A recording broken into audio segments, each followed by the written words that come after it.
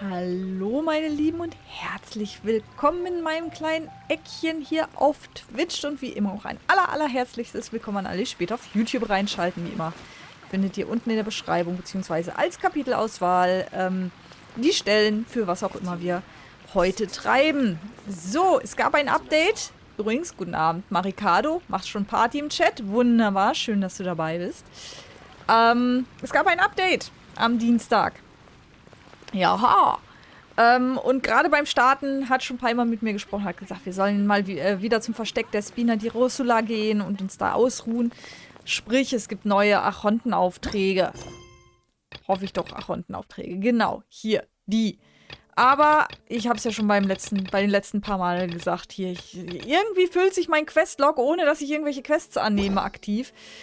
Aber gut, schauen wir jetzt erstmal. Es gibt auch neue Events. Das schauen wir uns gleich an und dann gucken wir mal, was wir heute überhaupt anstellen. Es ist wieder einfach viel zu viel. Ich muss wirklich mal temporär vielleicht dazu übergehen, zweimal die Woche Genshin zu streamen. Anders ist das alles gar nicht zu schaffen. Dass wir zumindest mit den Quests mal wieder hinterherkommen, weil es gibt auch nicht nur neue Archontenaufträge, sondern die haben auch neue Weltenaufträge geupdatet, die hoffentlich nicht ganz so lange gehen wie diese ganz mega wichtigen Weltenaufträge.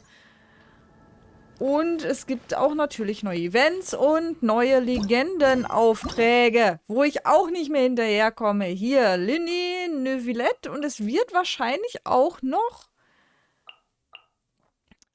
ich dachte, es wären sogar 2 neue Legendenaufträge, aber Linny hatten wir, glaube ich, schon. Naja, wie auch immer, wir müssen viel nacharbeiten, ne? Und die kosten ja auch jedes Mal. Hier, da sind wir auch noch nicht, das haben wir nur halb angefangen. Die kosten ja auch jedes Mal so diese Schlüssel. Und ich muss ja auch erstmal die Schlüssel sammeln. Ja, jammern auf hohem Niveau hier, aber jetzt erstmal schauen. Ja, das kennen wir ja alles schon. So, Erlebnispass, ganz toll. Zack, zack, schon mal 2 Sachen hier drin. Dann gucken wir mal, was haben wir hier? Hutao und Neuvillette. Genau, da weiß ich noch nicht, auf wen ich rollen soll. Hutao habe ich leider auch noch nicht. Was ich ein bisschen doof finde, ist die 4-Sterne-Charaktere. Xingshi habe ich schon komplett, Fischl habe ich schon komplett. Die einzige, die ich brauchen könnte, wäre Diona. Das heißt, ich frage mich halt gerade, ob sich dieses Banner für mich groß lohnt oder ob ich es einfach überspringe, selbst wenn ich die beiden 5-Sterne-Charaktere noch nicht habe. Weil zumindest die 4-Sterne-Belohnung, die Wahrscheinlichkeit ist hoch, dass ich nichts von habe. Muss ich mir noch überlegen. Noch habe ich die, die Urgesteine nicht zusammen. Von daher gucken wir mal. So, was haben wir denn hier noch? Der Archontenauftrag wahrscheinlich. Ich das abschließen. Ach nein, wir haben ein neues System. Mist, dann hätte ich vielleicht lesen sollen. Du kannst täglich bis zu 4 Belohnungen erhalten, in denen du Trainingsaktivitäten anstelle von Missionen erledigst. Sobald du 4 Belohnungen auf irgendeine Weise erhalten hast, war es das fürs Erste. Dann stehen dir keine Belohnungen mehr zur Verfügung. Weder für das Abschließen von täglichen Missionen noch für Trainingsaktivitäten. Ab diesem Zeitpunkt kannst du Katherine von der Abenteurergilde aufsuchen. Sie bietet dir zusätzliche Belohnung für tägliche Missionen an. Trainingspunkte sind nur für den Tag gültig, an dem du sie gesammelt hast. Das habe ich noch nicht ganz verstanden, aber wir werden es sicher irgendwie rausfinden. So, wir haben auf jeden Fall weiterhin diese Daily-Quests, aber auch diese Trainingspunkte-Phasenbelohnungen, die man wofür jetzt kriegt? Nee. Durch das Abschließen von Trainingsaktivitäten kannst du Trainingspunkte erhalten. Ja, und wie sehen diese Trainingsaktivitäten aus? Also, wenn ich das richtig verstanden hatte, ach, hier steht's doch. Methoden zum Erhalt von Trainingspunkte. Archontenaufträge abschließen. Okay, schon mal gut. Sammeln von Objekten, ich finde das sehr gut. Dann kriege ich endlich für Streamen auch vielleicht mal Daily-Quest-Sachen, weil die Daily-Quests mache ich ja im Stream nie. Und zwischen den Streams komme ich so selten zum Spielen. Das ist vielleicht gar nicht so übel. So, Sammeln von Objekten, durch Sammeln von verlorenen Okuli, blutrauer Haar, Lumenkristallen und federreiniges Licht. Öffnen von Truhen, Teilnahme an Aktionen. Das klingt doch gar nicht so übel. Das kann man ein bisschen besser nebenbei machen. Finde ich nice. Weil ich finde, diese Daily Missions, die machst du halt mal eine Viertelstunde ab und es ist eigentlich immer nur abfrühstücken, weil es im Grunde immer dasselbe ist. Mal ein Monster verhauen, mal hier ein bisschen, mal da ein bisschen. So, das ist der neue Archontenauftrag. Okay, Vorbereitung. Truppenaufstellung. Wenn du Figuren verschiedener Elementartypen in deine Truppe aufnimmst, kannst du deine Gegner effektiver bekämpfen. Zu diesem Zweck. Hä? Okay. Ich habe für Kapitel 2 jetzt quasi neue Gegenstände nochmal bekommen. Okay. Für die nächsten auch? Nein?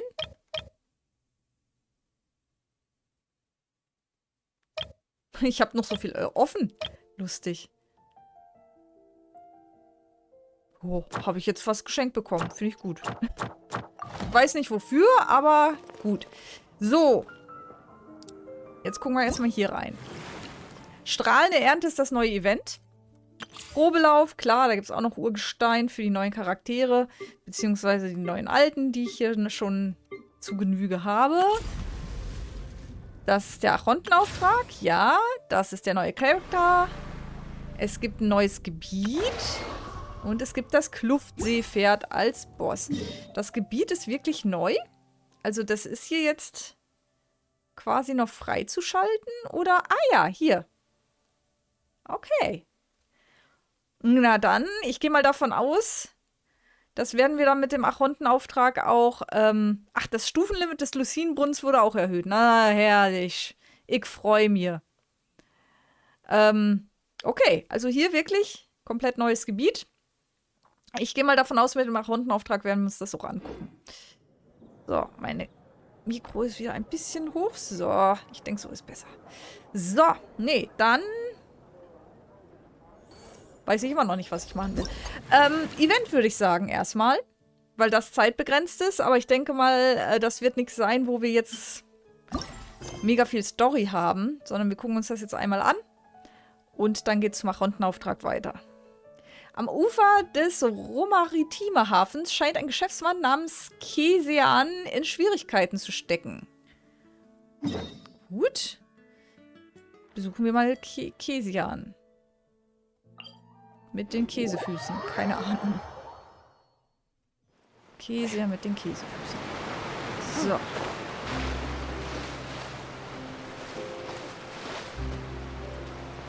Büschu. Da. Also wir müssen irgendwie Quallen einsammeln oder so. So viel habe ich schon mal nachgelesen. Der Expertenausschuss ist zu dem Schluss gekommen, dass der Beschuldigte durch den Verkauf seines Produkts lila Leuchtqualle das lokale Ökosystem beeinträchtigt und die normalen Aktivitäten der Unterwasserlebewesen erheblich gestört hat. Und wir sollen jetzt sammeln, oder was? Ein Umweltverbrechen wurde zweifelsfrei nachgewiesen und die entsprechende Strafe verhängt. Warte, ich weiß doch von nichts. Ich habe sie nicht ausgesetzt. In Anbetracht der Tatsache, dass der Beschuldigte nicht mit kriminellem Vorsatz gehandelt hat, gestatten wir dem Beschuldigten hiermit für den angerichteten Schaden aufzukommen. Sollten die lila Leuchtequalle... Die lila Leuchtequalle. Ist das wie der lila Launebär? Sollten die lila Leuchtequalle innerhalb der Frist aus den bezeichneten Gewässern zurückgeholt werden, wird ein entsprechender Teil des Bußgeldes erlassen. Zurückholen? Wie soll ich sie zurückholen? Können wir nicht noch einmal darüber reden? Ein höheres Bußgeld wäre auch in Ordnung. Details zur Frist finden sich im Anhang. Herr, es hat keinen Zweck, mit mir verhandeln zu wollen. Das wäre nur Zeitverschwendung. Du solltest dir besser überlegen, wie du sie zurückholen kannst. Ach, die Leute kaufen Quallen und setzen sie überall aus und ich bin absolut keine Wasserratte. Wie soll ich sie denn zurückholen? Ich hätte sie ihnen niemals verkaufen dürfen. Der Personenkreis, der die illegalen Aussetzungen vorgenommen hat, wird weiterhin von der Gendarmerie verfolgt, aber egal wie. Du bist derjenige, der diese Quallen gezüchtet und sie ohne Anmeldung verkauft hat. Und du bist es auch, der vergessen hat, die Verkäufer darauf hinzuweisen, sie nicht auszusetzen. Als wenn das irgendwen davon abhalten würde, sie dann doch auszusetzen. Um der Wahrheit die Ehre zu geben, haben wir die Sache schon recht nachsichtig behandelt. Wenn ich das vorher gewusst hätte, hätte ich die Leute beim Abschluss des Geschäfts einen Haftungsausschluss unterschreiben lassen. Jedenfalls hoffe ich, dass du die Chance nutzt und die Sache in Ordnung bringst. Und ich hoffe, dass, wenn wir uns das nächste Mal sehen, es nicht in Fort Méropide sein wird. Kesean sieht verzweifelt zu, wie auch immer. Oh hey, geht es dir gut? Dein Gesicht ist ganz blass. Was für Dinger sind denn lila Leuchtequallen? Habt ihr gerade alles mit angehört? Entschuldigt, aber ich habe jetzt nicht die Zeit zu plaudern. Ich muss eine Mission bei der Abenteurergilde in Auftrag geben oder einen Taucher anheuern. Aber die Gilde aufzusuchen bedeutet einen Fußmarsch. Und wie man einen Taucher anheuert, weiß ich auch nicht. Muss ich etwa wirklich nach Fort Méropide? Matsu, Paimon wittert ein Geschäft. Nein, die Chance, jemandem zu helfen. Du suchst also Abenteurer. Ja, warte. Willst du sagen, dass du eine bist? Hey, du fragst die Richtigen. Matsu ist nämlich die beste Taucherin unter allen Abenteurern. Auch die beste Abenteurerin unter allen Tauchern. Dem Himmel sei Dank. Ich wurde so lange vom Pech verfolgt. Da ist das ja ein wahrer Glücksfall. Fräulein Abenteurerin, bitte hilf mir. Die Entlohnung wird kein Problem sein, das verspreche ich. Erzähl erst einmal, was überhaupt passiert ist. Genau, wurdest du nicht gerade verurteilt? Also musst du ja etwas angestellt haben. Dann können wir dir nicht helfen. Nein, die Sache liegt anders. Eigentlich bin ich Biologe und bei meinen Experimenten habe ich zufällig eine Art leuchtender Quallen gezüchtet. Normalerweise hätte ich die Quallen nach dem Experiment entsorgt, aber sie sahen so hübsch aus, also wollte ich sie für etwas Mora als Haustiere verkaufen. Schließlich erhält man beim Studium der Biologie selten die Möglichkeit, Mora zu verdienen. Und hast du denn Mora verdient? Nun ja, als Geschäftsmann kann man tatsächlich besser Mora verdienen als ein Biologe. Aber mit dem Mora kam auch der Ärger ins Haus. Es ist das erste Mal, dass ich im Haustiergeschäft tätig bin. Da habe ich nicht groß nachgedacht. Vor allem habe ich nicht damit gerechnet, dass einige der Käufer sie nicht als Haustiere kaufen, sondern extra, um sie freizulassen. Wahrscheinlich haben ihnen diese kleinen Kreaturen, die im Labor zur Welt kamen, leid getan und sie so schnell wie möglich in die Natur entlassen. Aber ich habe die Quallen ja gezielt gezüchtet. Sie vertragen sich überhaupt nicht mit den hiesigen Ökosystemen. Besonders nicht ihre Vorliebe, sich zu versammeln und Licht zu emittieren. Damit verändern sie schnell die Lichtverhältnisse unter Wasser und stören das normale Verhalten der anderen Lebewesen, wodurch das biologische Gleichgewicht gestört wird. Was? Sie sammeln und verändern die Lichtverhältnisse unter Wasser? Kannst du es einfach ausdrücken? Oh, entschuldigt, eine alte Marotte. Nehmen wir ein Beispiel. Ihr habt doch bestimmt schon Fischarten gesehen, die sich entweder nur am Tag oder nur in der Nacht zeigen und aktiv sind. Das Verhalten mancher Wasserbewohner ist eng mit den Lichtverhältnissen in den Gewässern verbunden, in dem sie leben. Wenn eine unnatürliche Lichtquelle auftritt, können sie leicht in ihrem Verhalten beeinträchtigt werden. Es gab früher schon Kollegen, die den Einsatz von Licht für den Fischfang untersucht haben. Komm auf den Punkt. Oh, tut mir leid. Also, jedenfalls hat die Gendarmerie in letzter Zeit unnatürliche Lichtphänomene in verschiedenen Gewässern entdeckt. Eine eingehende Untersuchung hat dann ergeben, dass dieses Licht von den lila Leuchtequallen, die sich versammeln und gemeinsam leuchten, ausgeht.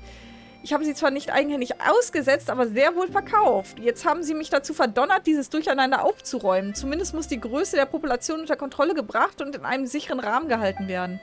Aber ich bin nur ein Gelehrter, woher soll ich dann die Tauchfähigkeiten nehmen? Zum Glück seid ihr mir begegnet, sonst hätte mich meine Pechsträhne mit dem letzten Atemzug auf den Meeresgrund gebracht.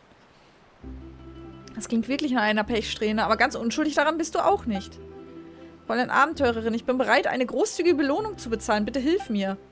Eine großzügige Belohnung? Matsu, Paimon glaubt, er weiß, was er falsch gemacht hat und ist bereit, sich zu bessern. Er ist ein guter Mensch. Was genau soll ich also tun?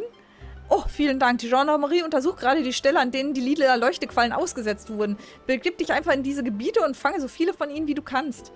Sie schwimmen nicht schnell und leben nur in einem begrenzten Gebiet. Ein gebrenzten Gebiet. Eine so fähige Taucherin wie du kann sie sicher mühelos fangen. Die lila Leuchtequallen fallen im Wasser ziemlich auf. Schwimme einfach durchs Wasser und folge dem Licht. Ich werde die ganze Zeit über hier warten. Frag einfach, wenn noch etwas unklar ist. Oh, zumindest solange ich noch nicht nach Fort Méropide verbannt wurde. Okay. Oh, das sind relativ viele Gebiete. Aber die meisten sind noch nicht verfügbar. Okay. Eigentlich ist nur eins verfügbar. Na, wunderbar. Okay. Dann machen wir auch erstmal nur eines. Und gucken uns das an. Wie lang ist das? 10 Tage. Das heißt, nächste Woche können wir das auch nochmal machen, wenn wir es toll finden. So. Lila Leuchtequallen. Hier ist auch noch irgendwo ein Hydrokulus. Und eine Truhe. Wie kommen wir denn an die? Okay, Moment. So. Ihr werdet mich wahrscheinlich eh stören.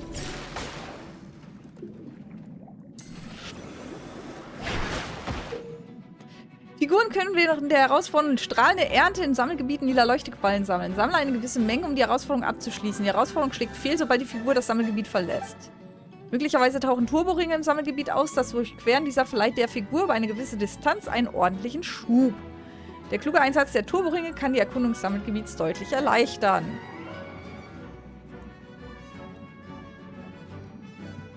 Oh je, ich habe gerade festgestellt, dass der lila Launebär auch schon vor fast 30 Jahren eingestellt wurde.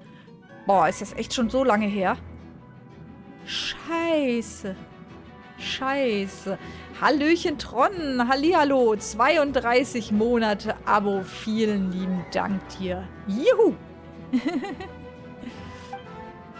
Möglicherweise tauchen auch Turboblasen im Sammelgebiet auf. Diese lassen die Figur für kurze Zeit abdüsen, wenn sie berührt.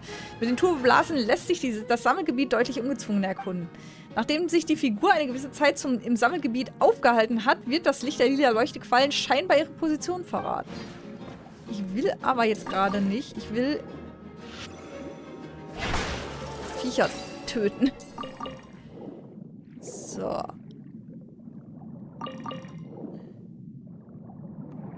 So. Und jetzt noch die Selie.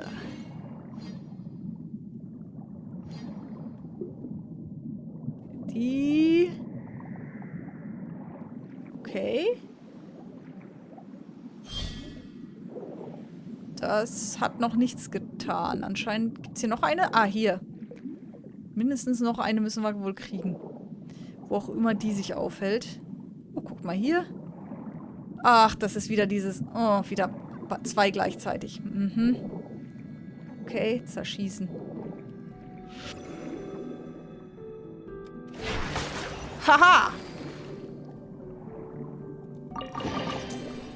Nice. Was wollte ich? Leuchtequallen. Lila Leuchtequallen. Und der Hydrokulus wird wahrscheinlich da unten drin sein. Da müssen wir erstmal wirklich die Selie finden. Wo auch immer die sein könnte. Da! Haha! Gefunden!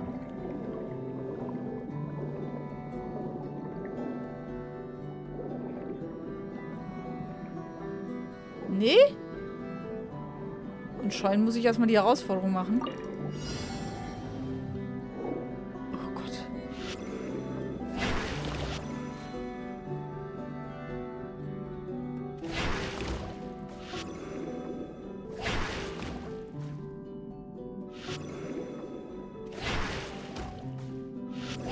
Mist.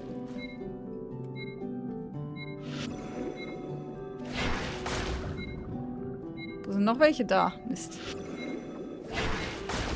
Ha! Geschafft! Aber knapp. So. Und du wirst jetzt hoffentlich auf den zweiten Sockel gehen. Okay.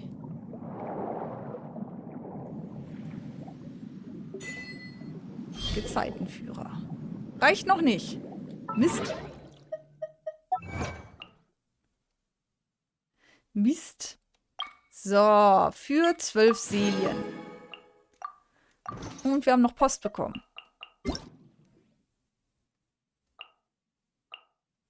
Ah. Dankbarkeit und Wertschätzung. Lieber Reisender, vielen Dank für deine fortwährende Unterstützung und Liebe zu Genshin Impact.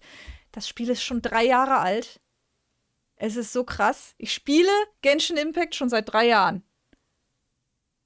Und wo es mir gerade einfällt, ich spiele Pokémon Go seit 7 Jahren. Ich denke mal, ich habe nicht so ein Durchhaltevermögen bei so Dauerspielen, aber bei manchen. Mit diesem Geschenk möchten wir unsere Wertschätzung zum Ausdruck bringen. Möge Teyvat dir mehr Freude und Glück bringen. Eine kleine Qualle. Hilfsmittel. Ein winziger Oktopus, der in den Tiefen des Ozeans leben sollte. Vielleicht aus überbordender Neugierde oder aus Reiselust. Er ist schon als Jungtier dafür bekannt, das Meer zu durchstreifen. Sollte er einem Lebewesen begegnen, das ihm gefällt, ist er auch bereit, ihm überall hin zu folgen. Okay.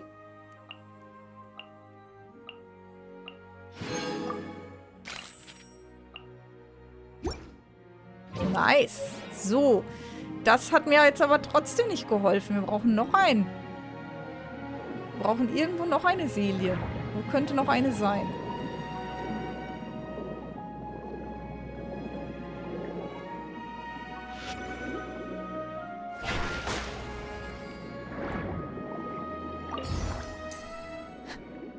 Oh, oh. Irgendwas greift mich an. Das kann ich auch. Mist. Wieso wehrt ihr euch? Aua! Nicht gut! Jetzt habe ich noch einen Bennett dabei. Ach so, stimmt. Ich habe neulich doch noch ein bisschen gespielt. So. Ich glaube, ich will nicht gegen euch. Oh! Nee, nö, Leute, nö. Ist überall irgendwas feindlich.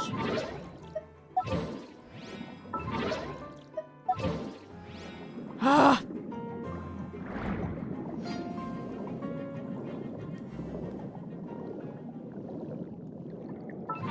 Kann ich sie unter Wasser prinzipiell nicht ändern? Doch. Ist nur im Kampf nicht. Okay.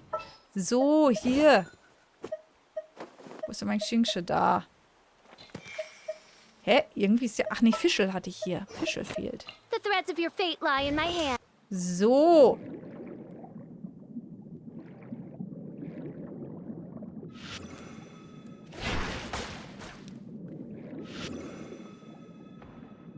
Das weiß ich aber leider immer noch nicht. Hä? Das sind schon wieder so 2. Das weiß ich aber leider immer noch nicht, wo die dritte Seele sein könnte. Wenn wir nur 3 brauchen, heißt das.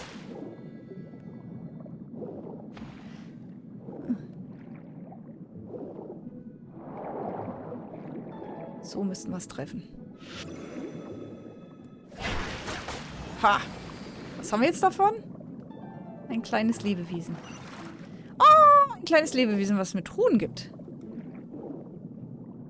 Wenn ich denn drankomme. Du bist ja voll knuffig. Oh Gott! Ein kleiner Otter. Ach, da ist die Seele. Gucki, da. Zack. So, liebe Seele. Echt jetzt? Da kommst du nicht durch? Du könntest drüber wegschwimmen. Ich meine ja nur so. Oh, und der Otter... Oh, folgt der mir? Folgst du mir? Oh, voll süß. Dich nenne ich Fips. Ach, da ist ja doch noch eine... Naja, gut. Tada!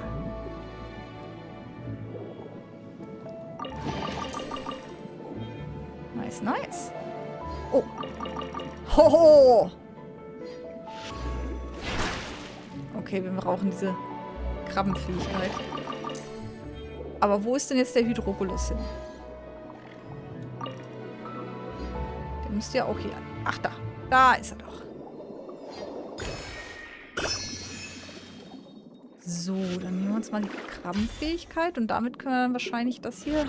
Oder können wir das einfach einsammeln? Nee.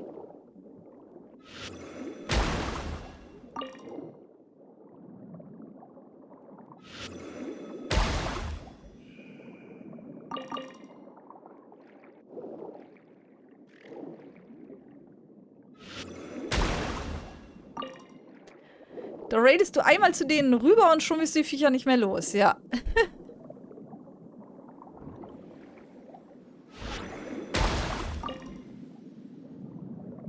So.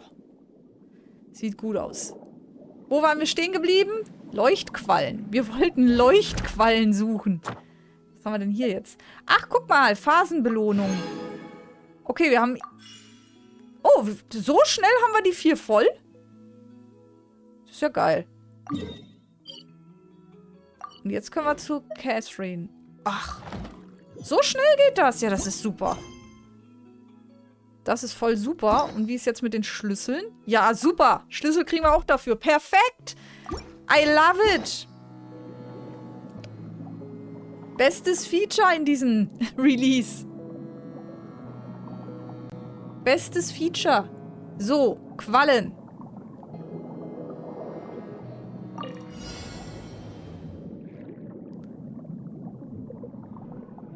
So, muss ich euch nur berühren? Ja, okay.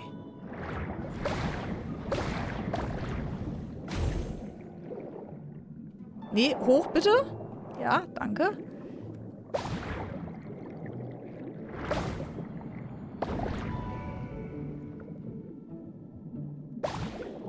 Ich weiß halt nicht, wie dicht ich dran schwimmen muss.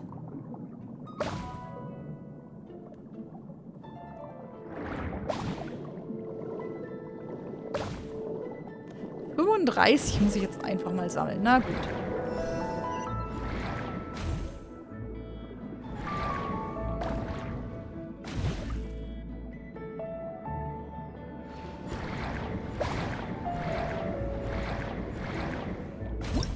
Tada!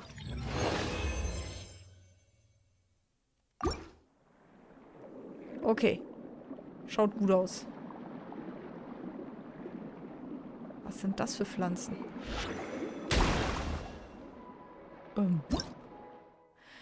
Das Rote und die kleinen Übel. Eine gefährliche Kreatur, die sich gerne unter Wasser verschanzt, den Weg versperrt und wahllos jeden angreift, der ihm zu nahe kommt. Hat's doch gar nicht gemacht. Sofern nicht innerhalb kurzer Zeit alle roten und kleinen Übeltäter im Umkreis erledigt werden, wird sich die Schurken-Sippe in kurzer Zeit regenerieren. Okay. Im Moment greifen die gar nichts an.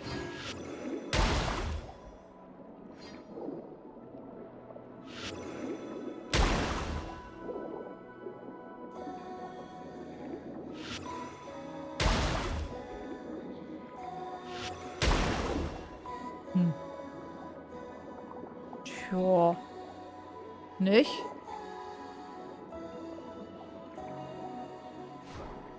Verstehe ich nicht ganz. Okay. Wie auch immer. So, was haben wir denn hier für einen kleinen Krabbler? Du bewachst diese Truhe?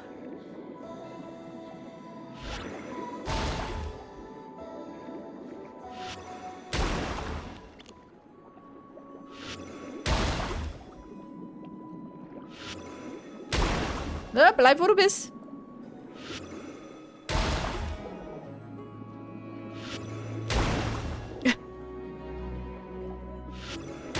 Tada!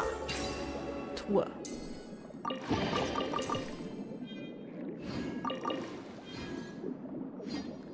Was haben wir hier? Da kann man noch eine Wand kaputt machen. Ich sehe es doch. Ach, wir sind schon im neuen Gebiet angekommen. Okay. So. Okay, wir haben ein Loch gemacht und wir haben einen Schalter umgelegt.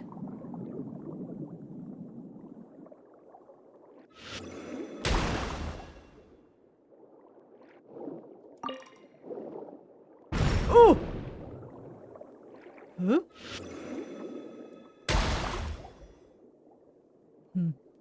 Also diese Pflanzen habe ich noch nicht kapiert, aber gut. Tja. Nicht? Dann würde ich doch erstmal die Statue suchen da oben. Oh, das nehmen wir aber noch mit.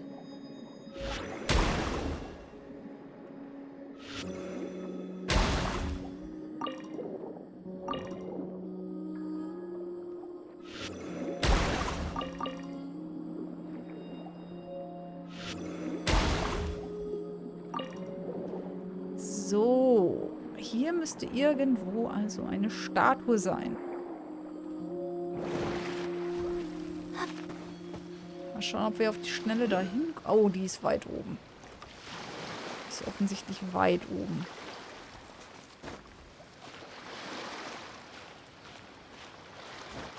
Schauen wir mal, dass wir erstmal darüber kommen. Da ist nicht ganz so hoch.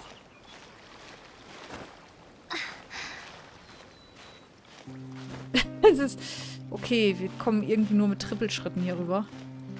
Vielleicht nicht ganz so viel Energie verballern.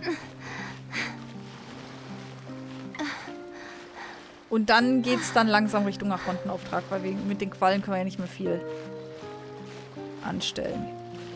Oh, wir haben ganz schön viele Truhen jetzt in dieser kleinen Session hier geöffnet. Schon mal nice. So.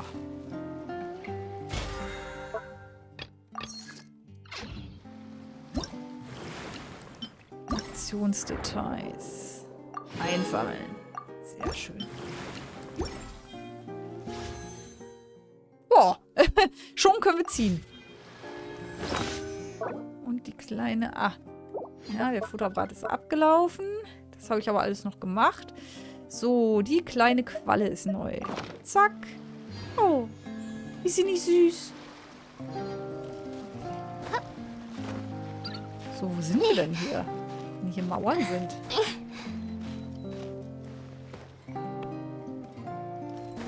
Das tut richtig weh, wenn man zum Beispiel Assassin's Creed Klettergeschwindigkeiten gewohnt ist. Stimmt, da geht das viel dynamischer. Oh, da haben wir einen Menschen mit Problemen. Wollen wir dem Menschen mit Problemen helfen? Nein, eigentlich nicht. Ich habe schon genug Quests im Questlog. Ich will nur... Da oben ist die Statue, ich sehe sie. Und ich sehe einen Hydrokulus. Kommen wir da drum herum ohne besiege alle Gegner. Ich will nicht!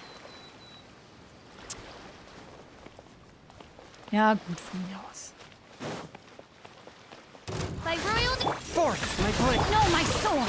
Das war nicht mein Plan. Ups, ein bisschen übertrieben. Verdammt, diese vermaledeiten Mecker hören einfach nicht auf. Meine armkräftigen Wadenmuskeln sind schon ganz grün und blau. Danke, meine liebe Freundin. Ich weiß nicht, wie lange mich diese Mecher noch vermöbelt hätten, wenn du nicht gewesen wärst. Entschuldige, ich habe vergessen, mich vorzustellen. Ich bin Desnos und gehöre zum Forschungsinstitut Fontaine. Ich war ein Forschungsassistent. Und jetzt habe ich die Aufgabe, die Abenteurer, die sich beworben haben, zu empfangen und einer Eignungsprüfung zu unterziehen. Es nennt sich Vorauswahl, aber eigentlich überprüfe ich nur, ob sie alle notwendigen Dokumente beisammen haben. Manche Abenteurer bekommen nicht einmal so kleine Aufgaben hin, wie ihre Dokumente zu ordnen. Unfassbar. Also sucht ihr Abenteurer?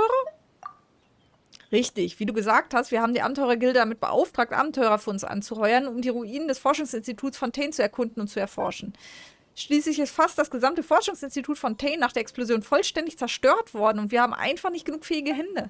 Auch wenn es theoretisch die Vertraulichkeitsprinzipien und einige Arbeitsgrundsätze des Forschungsinstituts Fontaine verletzt. Aber das ist ja nur theoretisch. Ich glaube, davon habe ich gehört.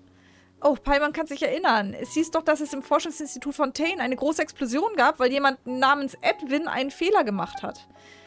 Hat es sich schon so weit herumgesprochen? Das haben wir dieser Bande von neugierigen Reportern vom Dampfvogel zu verdanken. Aber diese Umstände sind tatsächlich diese Umstände und die Tatsachen. Sind nun einmal die Tatsachen. Also sucht ihr einfach nur nach fähigen Leuten, die in den Ruinen nach Sachen suchen? In so etwas sind wir sehr bewandert. Ich sehe schon, ihr seid überaus selbstsicher und ich glaube auch, diese Selbstsicherheit ist nicht unbegründet. Ich bin sehr froh, dass ihr an der Mission interessiert seid. Aber wenn ihr diese Mission wirklich ausführen wollt, muss ich euch bitten, noch einige einfache Formulare auszufüllen. Ist das die Eignungsprüfung? Genau, du hast eine hervorragende Auffassungsgabe und ein sehr gutes Verständnis. Zumindest besser als einige der Abenteurer, die sich hier beworben haben. Das klingt aber sehr nervtötend. Normalerweise gibt es nicht so eine langwierige Prozedur, wenn wir eine Mission annehmen. Immerhin umfasst diese Mission verschiedene vertrauliche interne Angelegenheiten des Forschungsinstituts Fontaine. In den Ruinen muss es noch unaufgearbeitete Dokumente und Forschungsergebnisse geben. Diese Sachen sind das Eigentum des Forschungsinstituts Fontaine, der Grundstein für den Wiederaufbau des Forschungsinstituts Fontaine und alle Hoffnung für die Zukunft des Hofs von Fontaine. Ja, wir haben es verstanden. Hof von Fontaine. Himmel, Herrgott, nochmal. Ich will mal... Augenblick, ich würde vielleicht mal...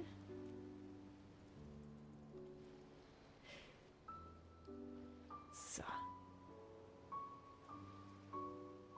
Ich wollte mal die Mikrofonlautstärke ein bisschen leiser machen. Geht das trotzdem? Ich denke, ne? Weil es sah bei mir jetzt beim Ausschlag so aus, als wenn es total laut wäre. Sagt mal Bescheid, ob das so passt.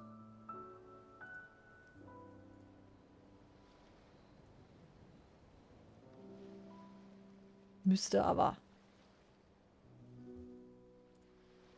Passt, ne? Papierkram, yay! Nur äußerst vertrauenswürdige und integre Elite-Abenteurer dürfen die Ruinen betreten. Deshalb muss die Eignungsprüfung strikt durchgeführt werden und das ist auch der Sinn der Vorauswahl, die ich vornehme. Aha, und wie viele Elite-Abenteurer habt ihr bisher angeworben? Oh, die Situation ist etwas kompliziert. Die Leute, in die ich hohe Erwartungen gesetzt hatte, waren alle in schlechter Verfassung. Kurz gesagt, bis jetzt, also na schön, nicht einen einzigen. Sind eure Prüfungskriterien dann nicht zu streng? Wie man es auch dreht und wendet, es kann doch nicht sein, dass ihr niemanden findet. Herr Chossöl hat dieser Prüfungskriterien nun einmal festgelegt. Da kann ich auch nichts machen. Ich habe sogar vielen Abenteurern geholfen, ihre Unterlagen aufzupolieren. Und trotzdem, bis jetzt hat es nicht ein Abenteurer geschafft, die Prüfung von Herrn Chossöl und Herrn Raimondo zu bestehen. Aber du musst dir keine Sorgen machen. Deine Fähigkeiten übersteigen die der bisherigen Abenteurer um Welten und deine Aussichten, dass du die Prüfung bestehst, sind auch viel höher. Bitte komm hierher und füll ein paar Formulare aus. Setz dich hier hin, ich hole ein paar Tintenfässer. Du holst ein paar Tintenfässer? Reicht denn ein Tintenfass nicht? Meiner Erfahrung nach reicht das nicht, solange du keine Dokumente mitgebracht hast. Zuerst ein Nachweis für deine Qualifikation als Abenteurer, eine Auflistung deiner Reisestation der letzten 30 Tage. Macht nichts, das findet sich sicher in den Aufzeichnungen der Abenteurergilde. Keine Sorge, ich verfasse dir ein offizielles Schreiben und erkläre die Situation. Danach werde ich die Dokumente direkt anfordern. Aber in diesem Personalbogen musst du deinen üblichen Wohnsitz, deine Kontaktadresse, deine Kontaktpersonen, deine vergangenen und aktuellen Namen sowie deine üblichen Spitz- und Decknamen persönlich eintragen. Danach unterzeichnest du diese Vertrauenswürdigkeitserklärung, diese Verantwortungserklärung, diese Pflichtenerklärung und unter Desnos Anleitung füllst du die Formulare aus. Während du teilweise unschlüssig und teilweise zögerlich schreibst, leert sich ein Tintenfass nach dem anderen. Zum Glück wird der Berg an Dokumenten auf dem Tisch neben euch langsam abgetragen. Schließlich hast du das letzte Formular ausgefüllt. Desnos lächelt und du stößt einen erleichterten Seufzer aus. Das wär's. Die Dokumente sind vollständig. Als nächstes musst du nur zum gegenwärtigen Standort des Forschungsinstituts Fontaine gehen und dich der letzten Prüfung unterziehen. Eigentlich sollte ich euch hinbringen, aber diese dummen Mecher haben mir gerade die Beine verletzt und ich kann nicht so leicht laufen. Kein Problem, sag uns einfach, wo wir hin müssen, dann gehen wir selbst. Na gut, ich markiere die Position auf deiner Karte. Ach ja, ich rate euch vorher noch zu einem Herrn Nacker im obersten Teil des Gebäudes zu gehen. Herr Nacker wurde vom Institut zur Arbeit hier in der Nähe abgeordnet. Du findest ihn sicher. In der Wildnis in der Umgebung wimmelt es von außer Kontrolle geratenen Uhrwerkmecher. Er kann einen fähigen Wächter garantiert gebrauchen. Wir haben eure Prüfung doch noch gar nicht so bestanden. Wie kannst du uns da jetzt schon an die Arbeit schicken? Wir wurden noch nicht bezahlt. Ganz wichtig, liebe Leute. Hey, hört zu, Herr Nacker ist ein Spitzenforscher am Forschungsinstitut Fontaine und hat früher als Assistent unter Edwin geforscht. Er hat am Institut immer noch etwas zu sagen. Wenn du Herrn Nacker begleiten kannst und ihn unterwegs von deiner Stärke überzeugst und er deinen Wert erkennt, dann steigt die Wahrscheinlichkeit, die Prüfung zu bestehen, enorm. Er hat gesagt, dass seine Schienbeine schon blau sind. Kannst also nochmal davor treten für den Unsinn. Ihr seid ja brutal drauf heute. Du meinst, wir helfen diesem Herrn Nacker und danach müssen wir ihnen noch dankbar sein? Das meine ich. Du kannst ihm sagen, Herr Desnos hat mich gebeten, dich als Wächter zu beschützen, bevor ich die Abschlussprüfung absolviere. Wie auch immer, ich will dich nicht länger aufhalten. Er sollte auf dem Dach sein. Ich muss noch... Au, meine Beine! Diese dummen Mecher!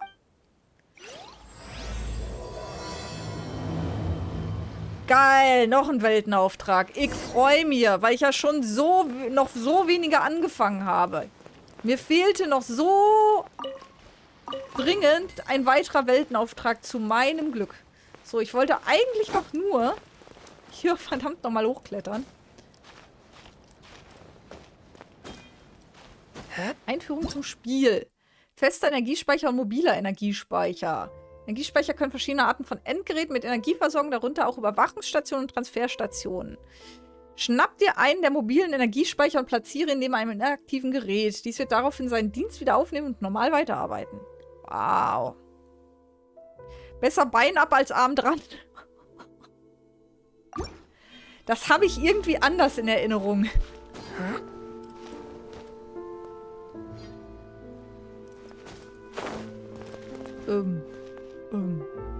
Okay.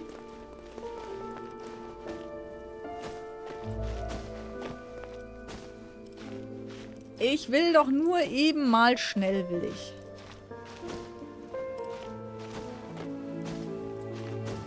So. Hier wollte ich doch nur hin. Mehr wollte ich gar nicht. Das ist sogar ein Hydrokulus. Den nehmen wir doch gleich mit. Was bist du denn für ein Käfer? Kann ich dich mitnehmen? Subdetektionseinheit. Aha. Ping. Pada. Pitch. So. Offen steht dir diese Welt, wenn Edelmut dein Herz erhält. Padang. Und schon ist die Welt wieder ein bisschen größer.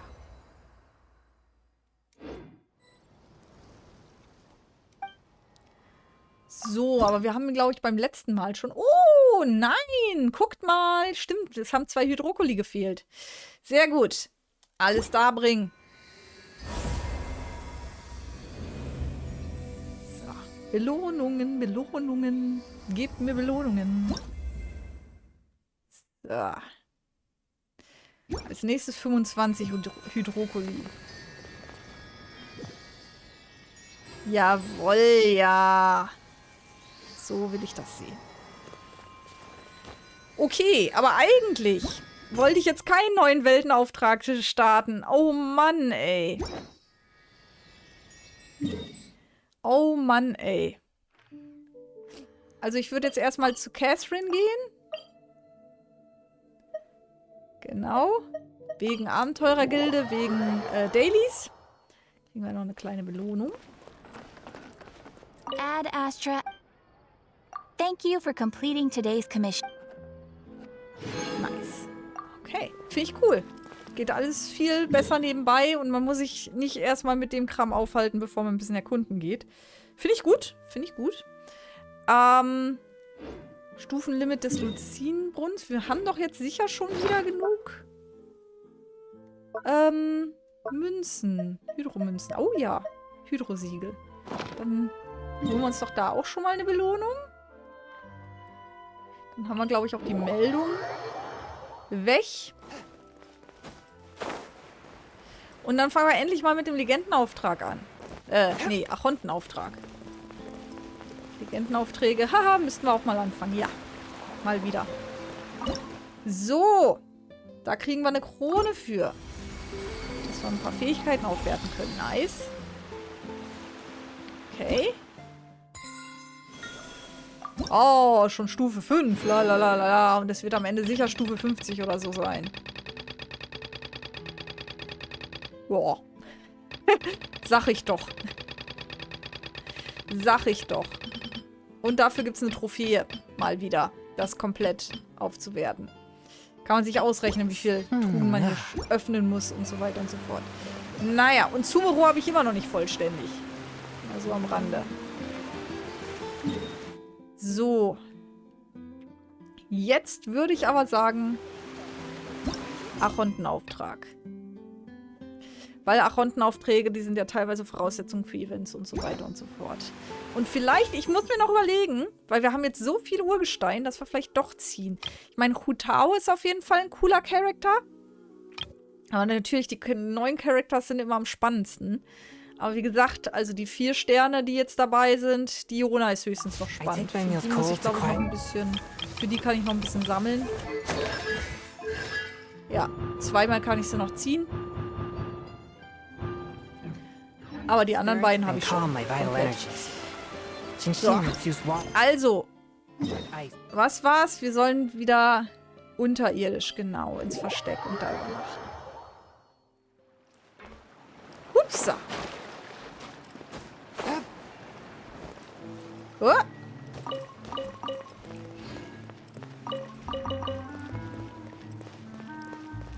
Guten Tag. Rechtsberaterin. Ach du meine Güte. Im Untergrund? Yep, there's the room, and it's empty and waiting for us as promised. Na also. Navia is such a good person. Now that the serial disappearances case has been solved, no one's going to come after us for anything. Even without Silver standing guard, we can just completely relax. Naja. Why don't we stay and rest up here for a while? Even machines in Fontaine need to stop and recharge now and then. Wenn wir uns ausruhen wollen, könnten wir uns doch einen Ort mit einer schöneren Aussicht aussuchen. Oh, come on! This place isn't that bad. Besides, how often do we get to stay in an actual base? Raus mit der Wahrheit, Paimon. Oh, fine. Remember that detective story Paimon read before? Well, the author is about to release a new book, so Paimon wanted to buy it as soon as it came out and have a quiet place to read it. Okay, na gut. Then it's agreed. Come on, let's get some sleep. We'll need to be up first thing in the morning to get in line to buy a copy. Na super. Solange du nicht wieder diesen blöden Schnauzbart aufsetzt, Paimon.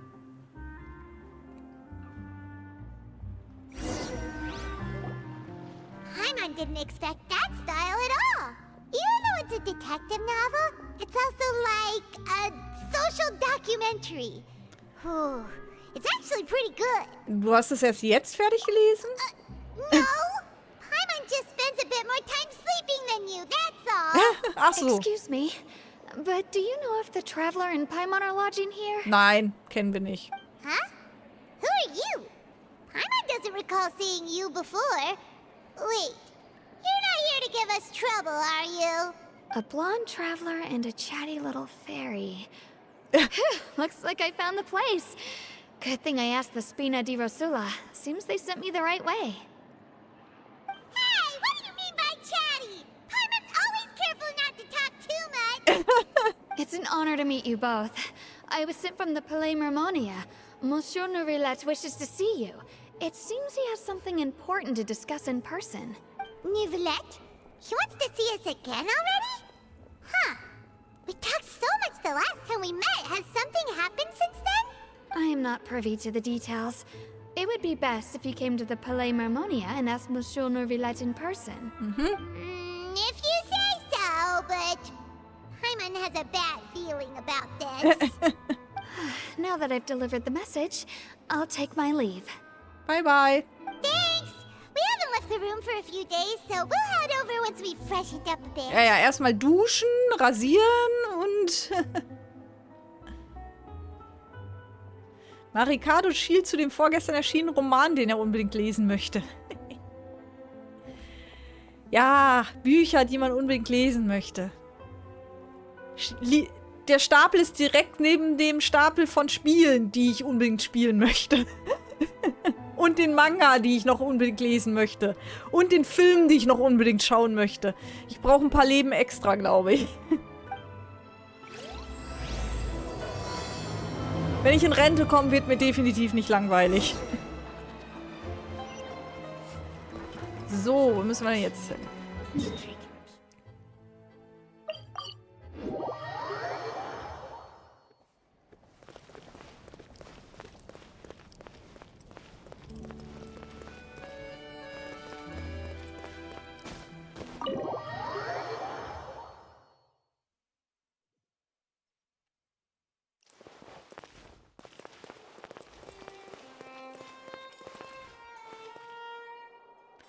Deswegen hole ich mir nur Artbooks. Die muss man nur schauen. Das geht schneller. Ja, einen Stapel Artbooks habe ich auch noch da. Einen Stapel Artbooks, von denen ich mich inspirieren lassen wollte zum Zeichnen.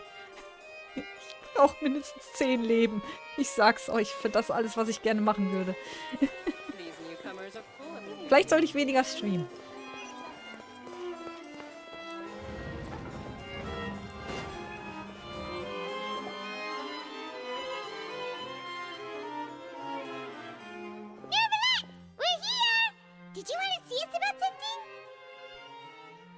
Oh, schau nicht so entsetzt. Huh? Why were you just standing there? You daydreaming or thinking something over? Yes, I did send someone to fetch you. But as for what I'd like to discuss next, well, I still have some reservations. Das hättest du dir vorher überlegen müssen, bevor du uns herjagst. Das ist wie unfreundlich. Given that we've already made the trip here, you should just tell us. Bet you need us to help you with something, right? Wir machen einfach ganz viele Watchpartys und Lesezirkel, genau. Und wann?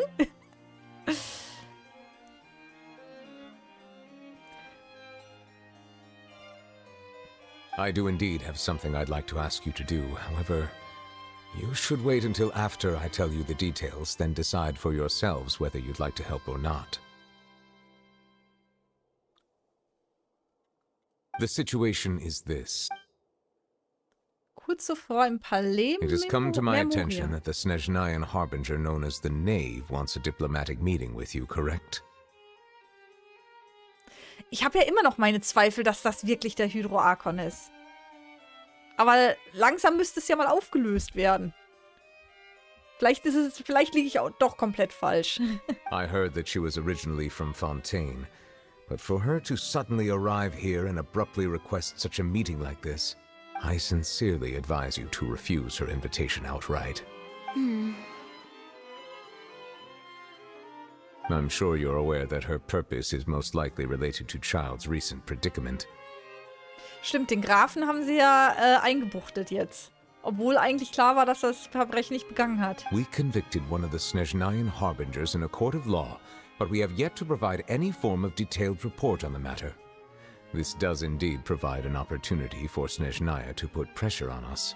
I believe we should adopt an evasive stance until we can provide a proper explanation and have a preliminary plan on how to deal with the matter.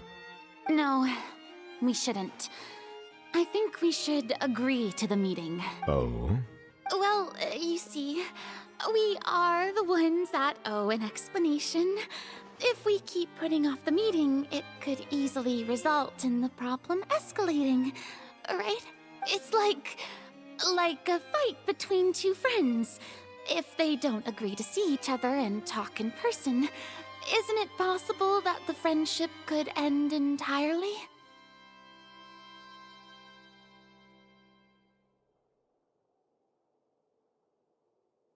Though diplomatic relations between Fontaine and Snezhnaya could be considered as friendly, it is only superficially so. You wouldn't go so far as to say that our nations are friends, as you did in your example. Naja. Zwischen Nationen ist das ein bisschen weniger einfach. Ich bin froh, dass ich mittlerweile Serien, Filme, Bücher abbrechen kann. Früher habe ich mich da teilweise noch durchgequält, weil ich ja schon damit angefangen hatte. Ja, das kenne ich. Also Spiele ziehe ich bis zum bitteren Ende durch, einschließlich Platin-Trophäe. Wobei, es gab jetzt relativ wenige Spiele, die ich mir rausgefischt hatte, die wirklich zum Quälen waren. Finde ich zumindest. Also ich kann mich immer irgendwie doch dran erfreuen. Bücher quäle ich mich auch durch, tatsächlich.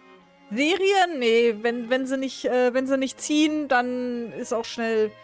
Da ist dann immer Bauchgefühl. Habe ich jetzt Bock, das zu gucken? Und wenn ich wirklich keinen Bock habe bei einer Serie, dann wird das auch nichts mehr. Also gerade, ja, Serien, Manga-Reihen ähnlich. Es gibt ein paar wenige, wo ich mich trotzdem durchgequält habe.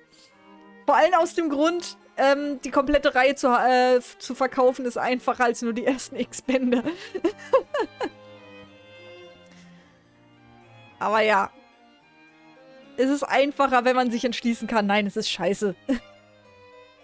Aber dann hat man doch schon angefangen und man hat doch schon Geld bezahlt und naja, ich kenne das. It was just an analogy. An analogy, okay?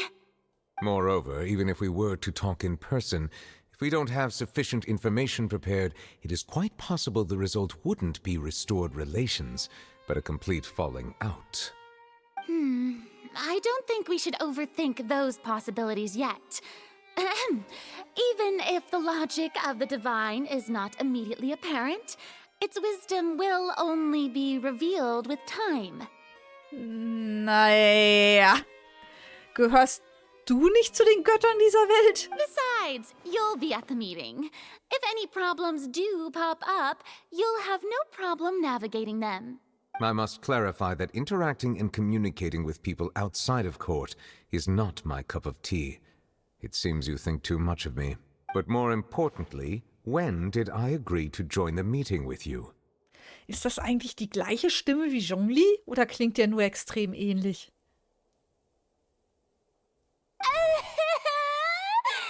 You mean you won't come? No, that won't do. I can't go to the meeting alone. You have to accompany me. I must take you with me. Lady Farina, could there be something else regarding this matter that is being kept from me? No, not at all.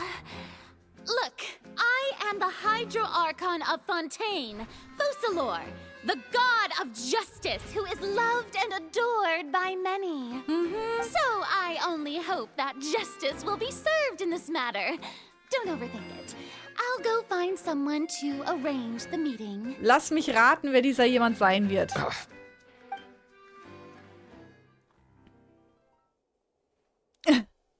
Deswegen. Though it could officially be considered a diplomatic conference, I prefer to see our meeting today as an ordinary tea party. I assume you see it the same way, Miss Farina? Oha, in Zukunft spielbar. Eindeutig. Alecino. Was hatte sie für ein Auge? War es Erde oder war es Feuer? Lady Farina? Hinten am Zopf. Yes, that's right. Just like you said, a tea party. I should thank you for providing the pastries. They look delectable. Ich wäre da vorsichtig. To make this tea party even more lively, I've invited someone else to join us today. It's a pleasure to meet you, Monsieur Neuvillette. I was born in Fontaine, so naturally, there's no need to introduce the nation's revered Iudex to me.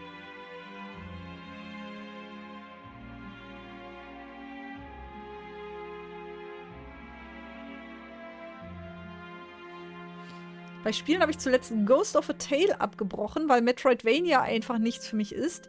Ah, Ghost of a Tale habe ich sogar auf meiner Wunschliste, glaube ich. Aber ich habe jetzt gerade mit Hollow Knight tatsächlich Metroidvania ein bisschen für mich entdeckt. Ich überlege tatsächlich, ob ich die alten Metroid-Teile einfach mal spiele. Die gibt's ja bei Nintendo Online. Und Shadwen, weil eine der zentralen Spielemechaniken ein Enterhaken total hakelig war und ich mich ständig darüber geärgert habe. Ja, sowas ist natürlich immer scheiße. Aber ich gucke mir oft, bevor ich mir was hole, nochmal die Bewertung an. Meistens hole ich es mir ja, wenn es irgendwie im Sale ist oder sowas. Und da werden ja öfter Mechaniken dann schon erwähnt und dann kann ich eigentlich schon relativ gut einschätzen, na, vielleicht geht mir das doch zu sehr auf den Senkel und dann lasse ich es lieber und hole mir lieber was anderes. Weil ich ja auch Trophy-Hunting mache. Und dann will man natürlich lieber ein Spiel haben, über das man sich weniger ärgert. Hello. The pleasure is also mine. First, I would like to thank the two of you. I'm often away on business outside of Fontaine, and I'm told that the children of the House of the Hearth have been well taken care of by you.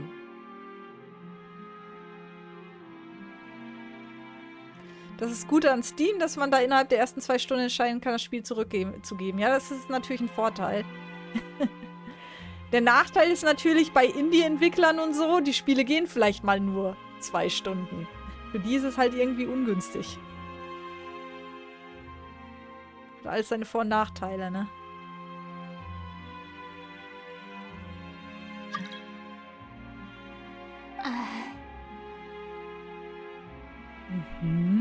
Oh, I'm not referring to when my children, Linny and Lynette, were falsely accused by you. Please don't misunderstand. Ach, Moment. Ach ja, stimmt. Die Kinder, die sind ja... Ach, stimmt. Die waren ja Fatui. Das habe ich ja komplett verdrängt. Ja. The children of the House of the Hearth are often misunderstood. Perhaps due to the reputation of the Fatui. There's no getting around that. Das klingt wie eine Drohung, ey. All I meant to say is that Fontaine has been stable in recent years. The people are well off and the children lead happy, fulfilled lives.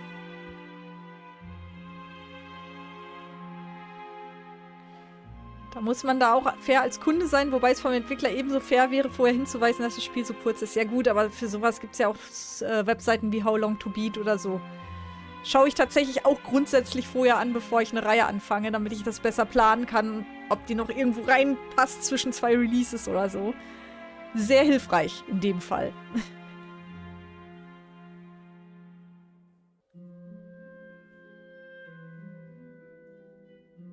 That is something truly worth cherishing, and no one wishes to disrupt such peace. Das klingt auch nach einer Drohung. Now then, you have come regarding the matter of child, correct? Well, yes. It appears the ever-busy Iudex Neuvillette doesn't wish to waste time with diplomatic pleasantries, and hopes that we can get straight to the point of our talk. Yes, as you surmised, understanding child's situation is indeed one of the goals of this trip. As we are both diplomats from Snezhnaya, as well as Fatui harbingers, Child and I have always been colleagues. Were anything to happen in Fontaine, each of us would serve as the other's attorney to resolve the issue. So now, in my capacity as his attorney, I request that Child be turned over to Snezhnaya. We have a responsibility to cooperate with Fontaine and resolve what has happened to him together. The rules governing attorneys only apply before a trial has concluded. Since a verdict has already been rendered, we see the case as settled. I apologize for being unable to grant your request. An outright refusal. Very well. I respect all the rules of Fontaine's courts, just as I respect you as Chief Justice. Okay, why don't we back up a step? You don't need to transfer Child to us. I only request to enter the Fortress of Méropide to see Child and confirm his condition. It's not like you couldn't even manage to fulfill a simple request like that. Right, Miss Farina? Gott, die droht aber hier ganz schön. About that. The Fortress of Méropide has always been completely autonomous. Even we have no authority to interfere there, and diplomatic issues do not suffice as an excuse. However, if you absolutely must confirm the situation of the Harbinger, I have a proposal. The knave showed up already? Well, Lenny did say that Father will be returning soon. We didn't even know that Lenny was from the House of the Hearth at the time, so we kinda overlooked that information. Alessino ist ein harter Hund. Yes, thank you for your kind advice. I'm well aware of the situation. I also noticed that Lady Farina acts a little odd and unnatural whenever I bring up matters related to the knave. Could the knave be threatening Lady Farina or something? Nein! Absolut ausgeschlossen. If that were the case, then why wouldn't Lady Farina inform me? And what means could the knave possibly have to twist the arm of an Archon? So maybe that's not very likely. Even though Farina can act a little weird at times, she's still an Archon. Ich glaub nicht, dass sie ein Archon... Ich glaub's nicht. Es wird sicher noch so ein Plot-Twist. In reality, this problem is even more thorny than it appears. According to reports from the Fortress of Méropide, Child recently disappeared under mysterious circumstances. Das wird ja immer besser. Ist er etwa geflohen? The details are still unclear. We cannot rule out an escape, but there have also been no reports of him outside of the Fortress of Méropide. Special guards oversee the fortress, and its internal systems are extensive. Combined with the special characteristics of the surrounding terrain, an escape should not be possible.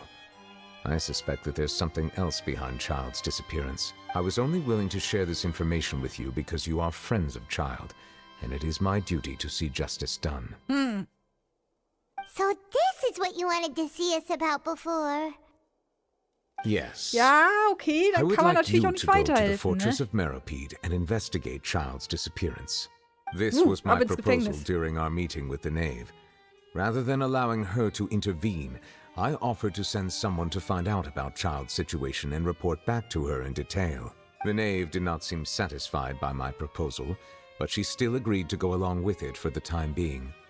Her words were, "We will talk more once we have that report." So that means we bought ourselves some time. Aber warum gerade wir? Firstly, you're already acquainted with Child. Your eyes may discern relevant details there that others would miss.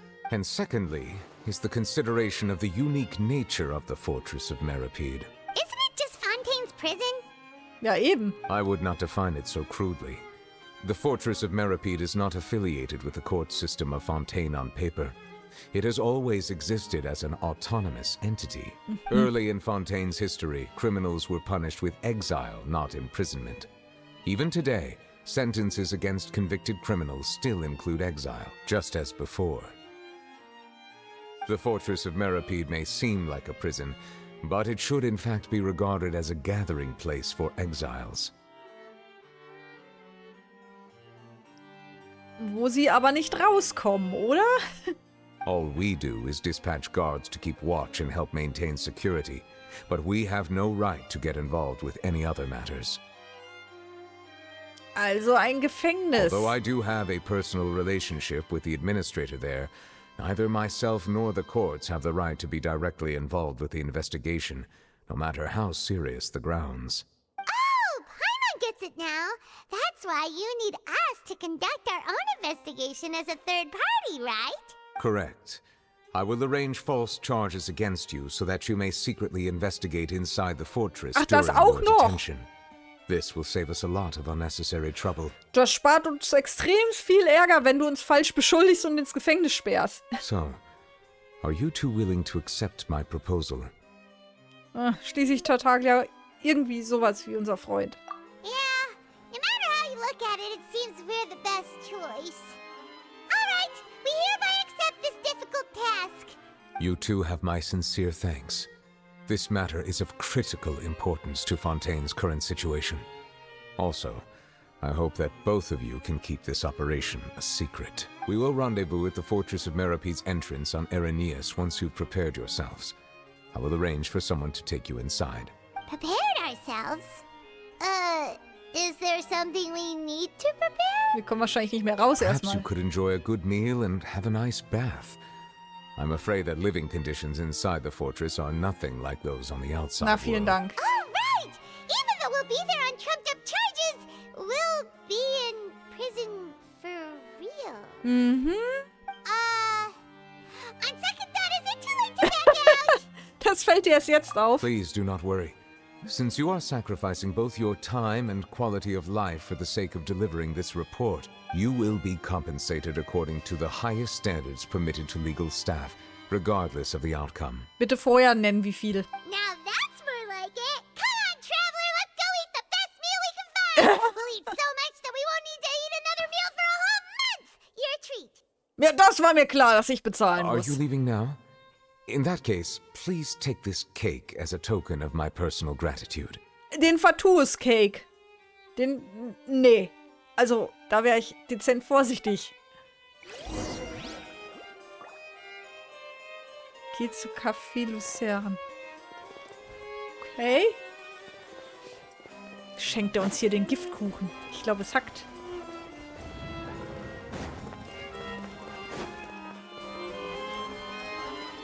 Ich glaube, es hackt. Und dann die Wände hoch hier. So.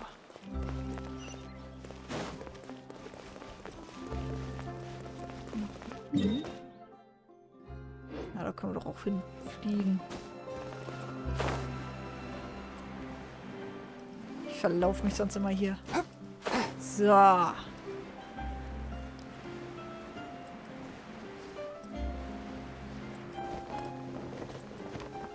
I ride on wind and cloud alike.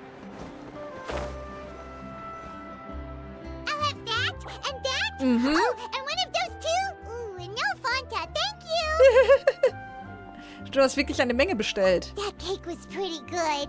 But as soon as Paimon remembered that we were about to go to prison, Paimon's stomach suddenly became completely empty.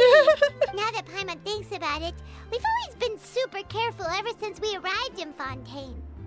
But here we are, about to willingly send ourselves off to the Fortress of Méropide. Maybe this is what they call fate.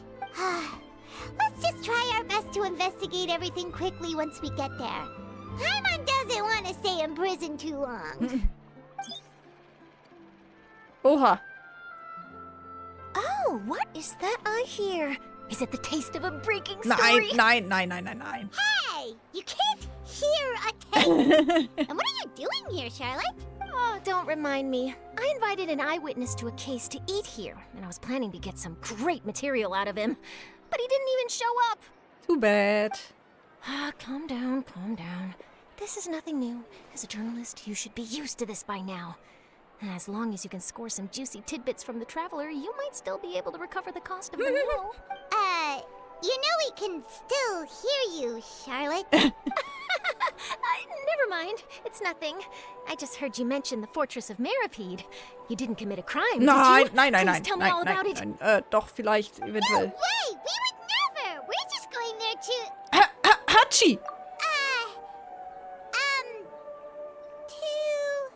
Oh no, Paimon almost forgot that Neverlet told us to keep it a secret.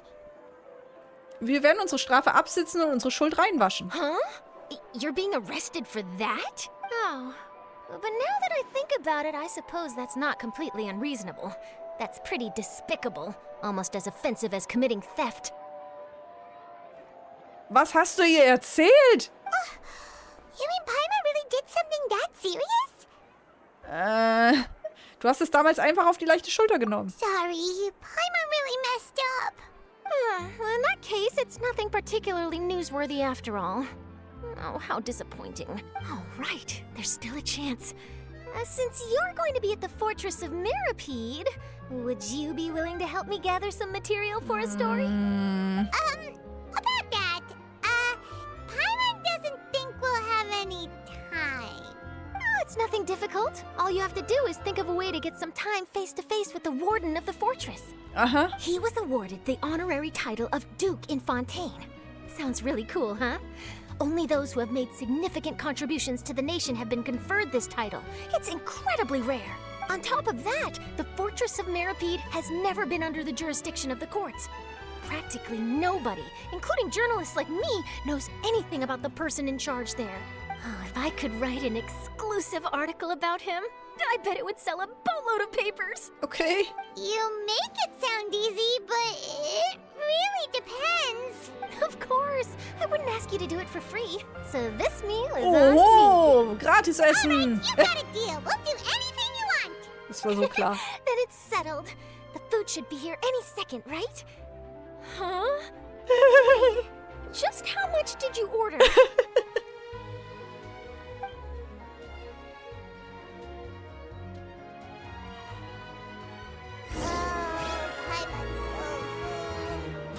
Well, guess we have nothing to regret now, so let's get going. I had no idea you could eat so much. That didn't go according to plan.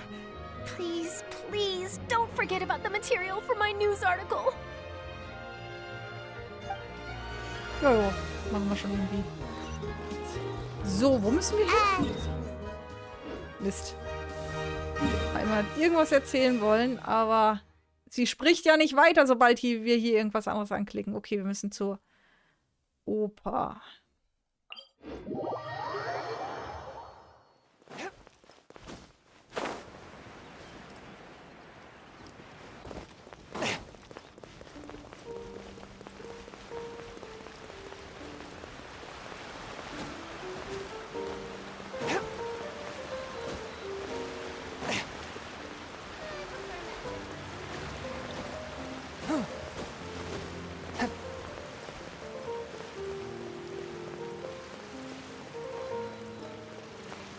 Hier lang?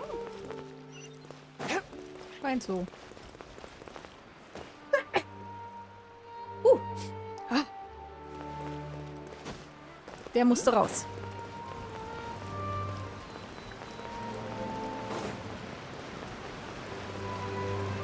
Moment, hier ist irgendwo ein Hydrokulus.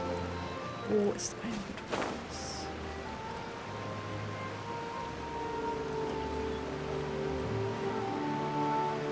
Fast verpasst. Da ist er. Okay.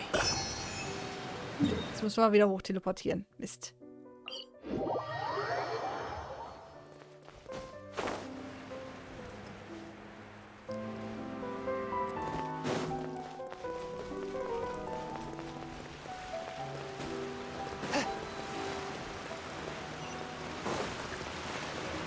Okay, nochmal.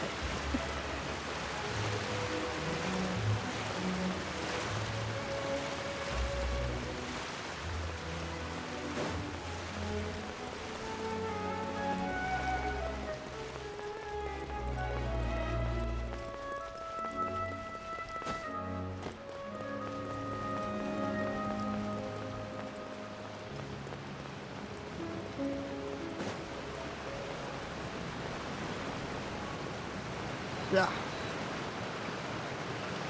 All right, Neverland, we're ready. Is this where the entrance is? You have come, just as promised. Yes, this is the one and only entrance to the Fortress of Méropide from Areneus. Careful. You may want to step back a bit. Whoa! So you have to go down from here? Is the prison underwater? Oh je. Utilizing both the barrier of the water as well as the fear humans have of the depths, the Fortress of Méropide is naturally the perfect place to confine and guard criminals. But do not worry. It is not nearly as frightening inside as you may think. You will see for yourselves once you are down there. Voll das Zuckerwatteland am Ende. Paimon hopes you're right. Don't know about you, but just thinking about being at the bottom of the sea like that gives Paimon the heebie-jeebies. Oh, and there's one more thing. I mentioned that I have had personal dealings with the administrator of the fortress, Wriothesley. He's a very shrewd fellow.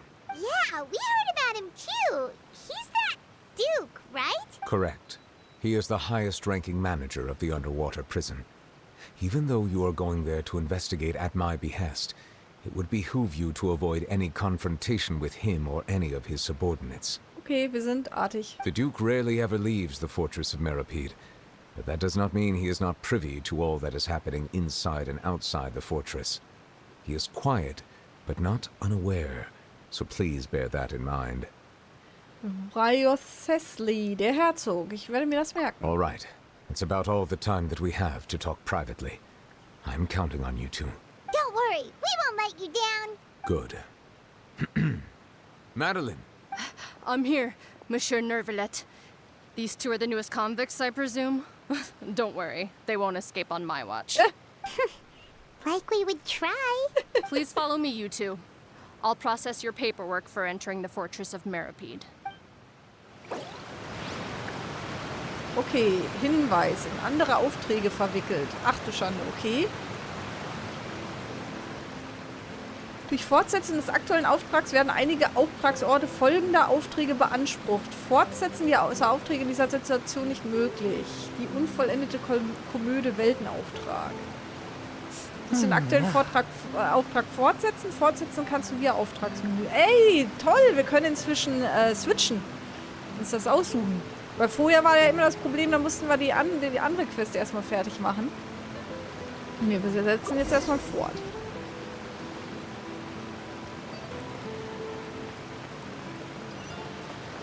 Wir... Okay, nehmen den Aufzug.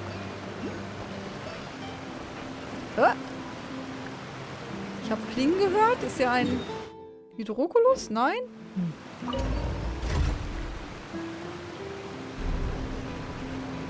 So, ab ins Zuckerwatteland. Doch, da ist ein Hydroculus. Are we already underwater now? Huh. So this is what it feels like to be a criminal in Fontaine. You two seem to be taking this pretty well. It's rare to see convicts in such a good mood. Schließt die Formalitäten ab. Müssen wir jetzt schon wieder hier 1000 Formulare ausfüllen, oder was?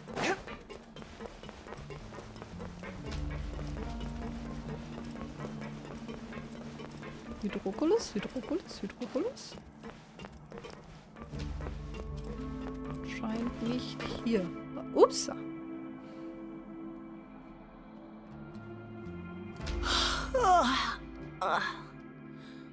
Oh, it's you, Madeline.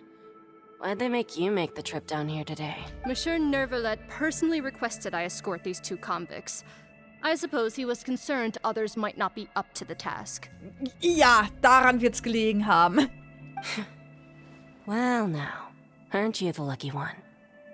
Must be nice to be on good terms with the big shots like the Chief Justice. The only people I get to see every day are the new inmates. Well, have you tried service with a smile? Who knows? It might help your professional reputation. Ist gut. Stänkert euch erstmal an. Yeah, right. As if. Every criminal comes through here looking miserable. How can I smile with such a toxic work environment? And even if I did smile at them, the convicts would probably just think that I'm some freak getting some kind of twisted enjoyment from their pain. Oh, she's got a point. Well, I've finished transferring you. You two will register here, and Marette will guide you through the remaining procedures. Na dann. Yep. I'll take it from here. You head on back to that bright and sunny world above.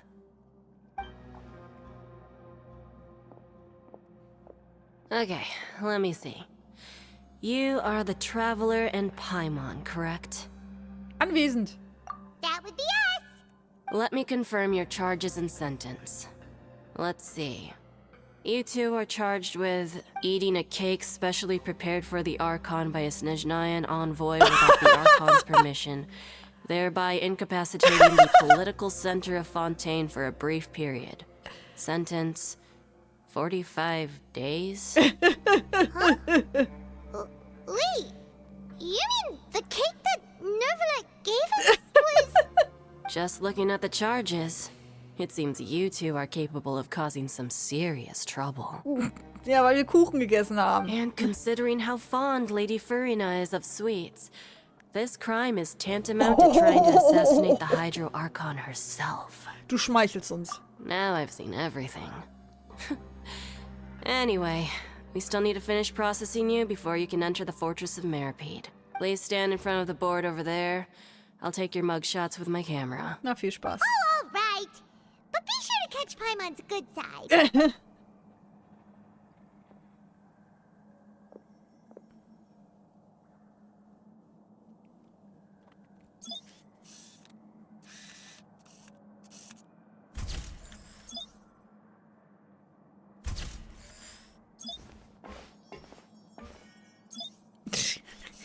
Toll.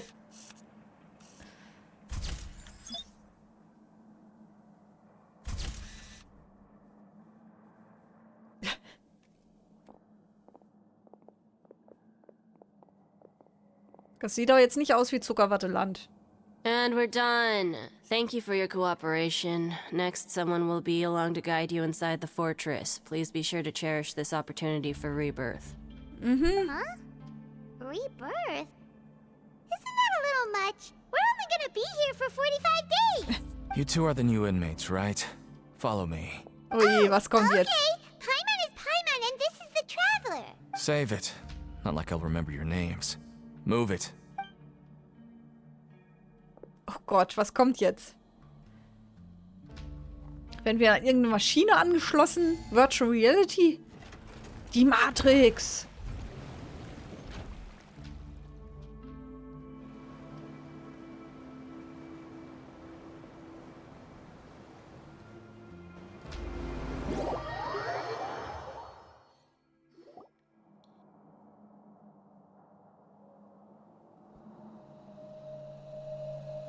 So, are you one of the guards here?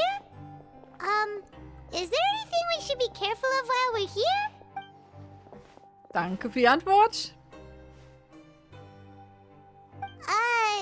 Did Paimon already ask something she wasn't supposed to? Why should I tell you anything? What's in it for me? Du wirkst nicht wie eine Wache. This is exactly why I can't stand you fish.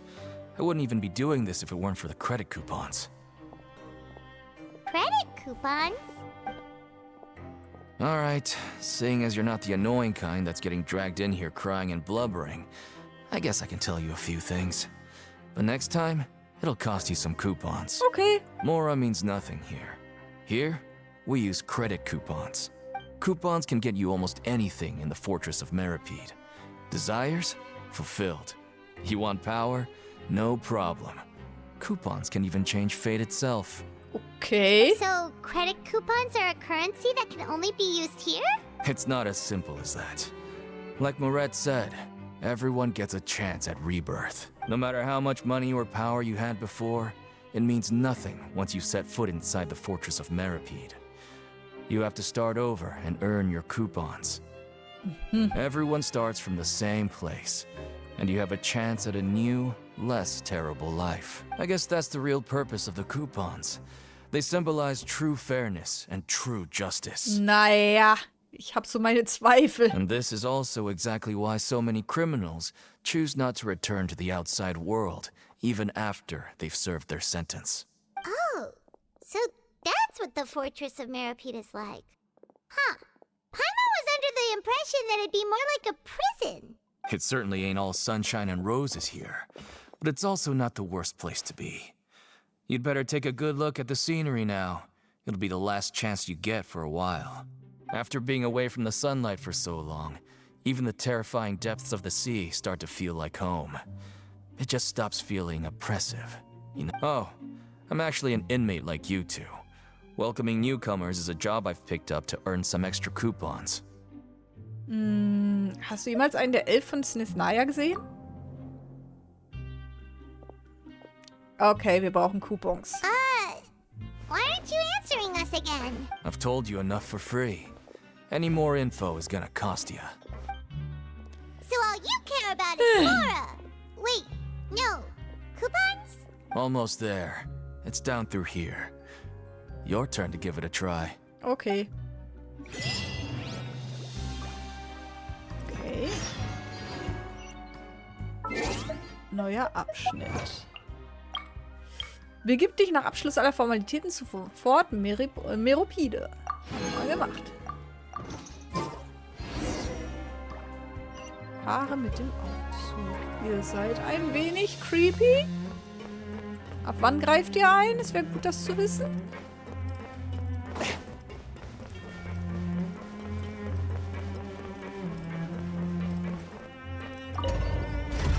Jetzt geht's weiter runter? Ja. Okay.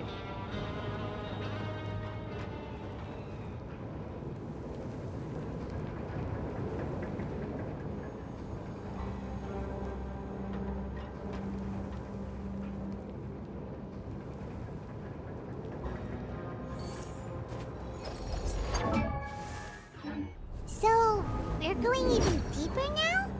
Just how deep down are we? It's like a metaphor for your previous life, isn't it? Our lives weren't that bad. Oh, gibt's neue Teleporter. Okay. Ach, das ist auch das neue Gebiet tatsächlich. Aha. Aha.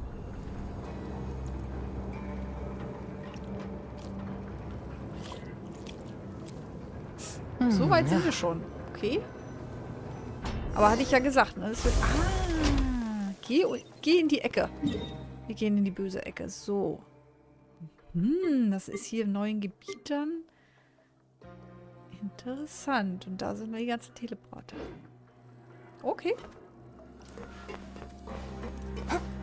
Dann gehen wir mal in die Ecke. Ich glaube, es sollte heißen um die Ecke, aber wir gehen jetzt in die Ecke. So this is the actual entrance to the fortress of Méropide? Huh. It looks like there are other new arrivals too. Oh, they sure don't look happy. Maybe we look too relaxed for the French convicts. Denk schnell an etwas Trauriges. Oh, right. We're on someone else's territory now. We need to think of a good way to act like criminals to get by. If we're discovered, even Neuvillette might not be able to rescue us. Wenn wir entlarvt würden, dann können wir wirklich hier eingesperrt werden, wie echte Häftlinge. Hey, don't scare Paimon. Oh, Paimon's not ready for all this. Look, I don't really know you, and I have no idea what kind of crime you committed, but you wouldn't have happened to anger someone important, did you?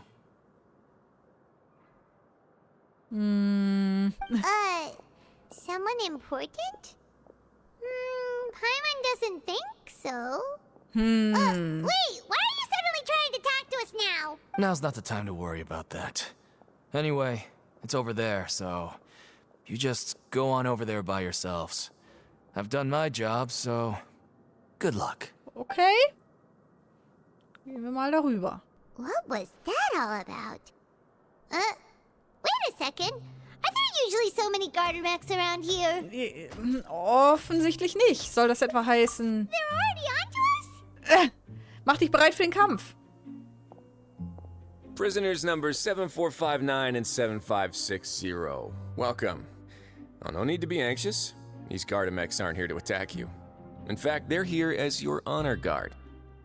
Wir haben nur einen Kuchen gegessen. When I heard that you were friends of Monsieur Neuvillette, I had the guard mechs come and wait in formation.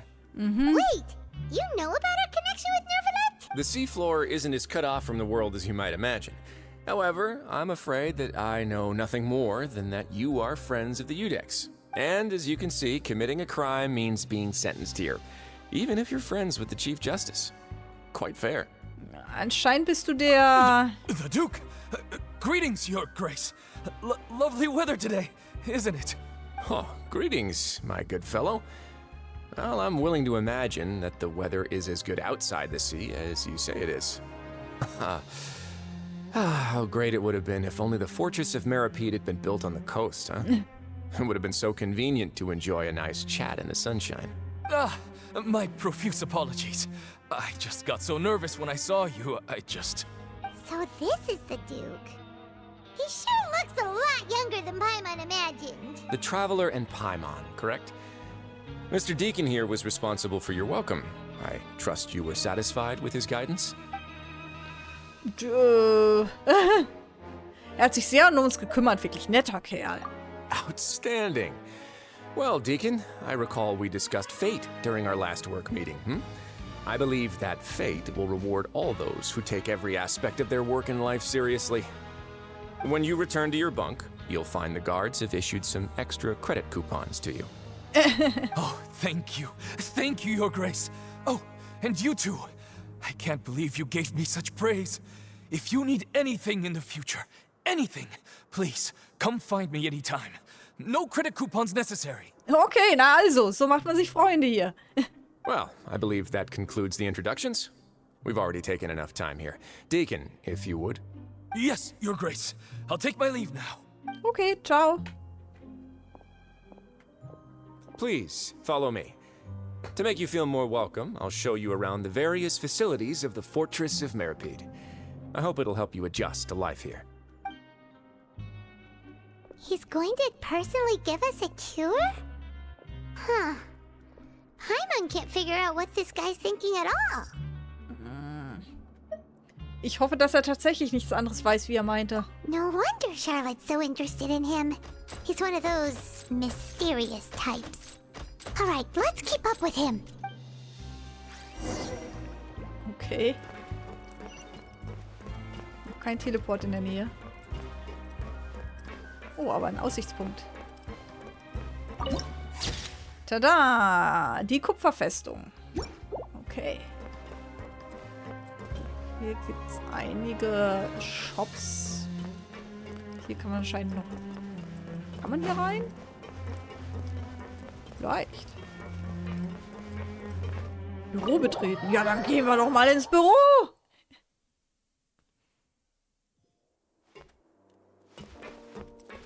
Können wir ihn ausrauben? Nein.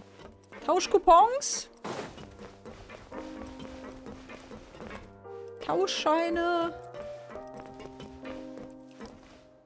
Wahrscheinlich ist das noch nicht freigeschaltet. Aber gut.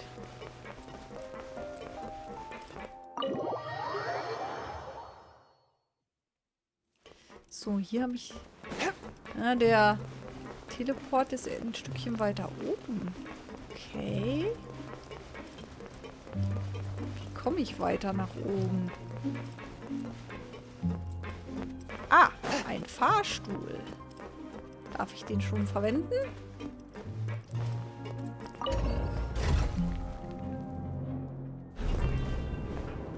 Okay.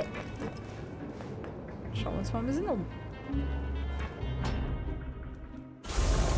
Da ist der Teleport. Teleport, gut. So. Dann können wir wieder zurück.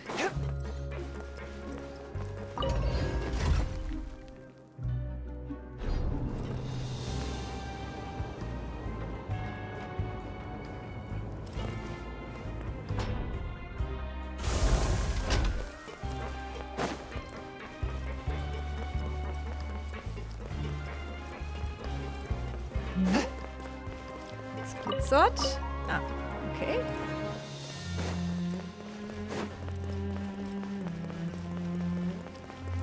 So, was haben wir hier?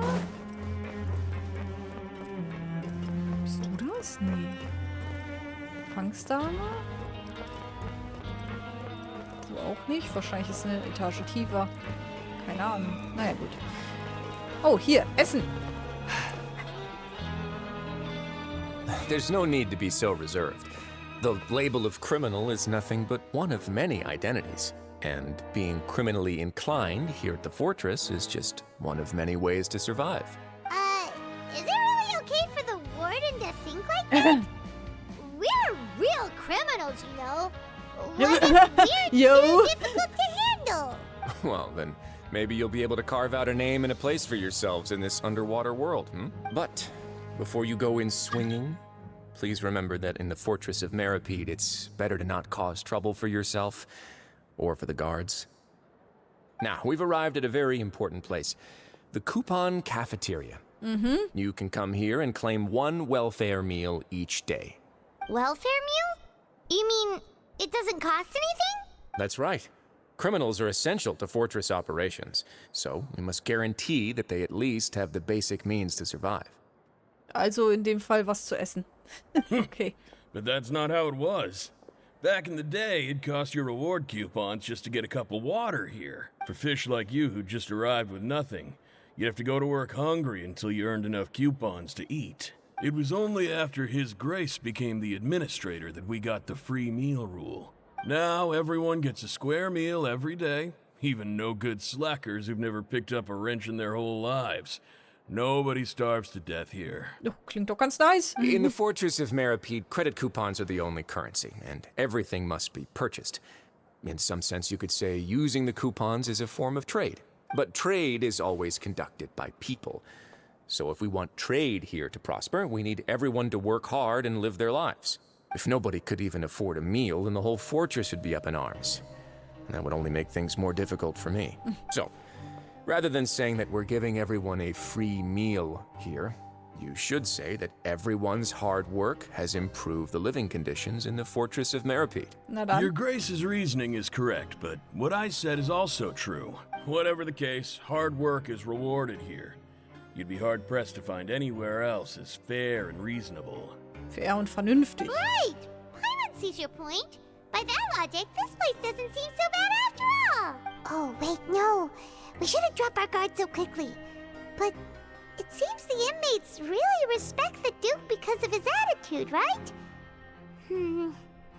We should still try to verify the truth with our own eyes. Let's continue this way.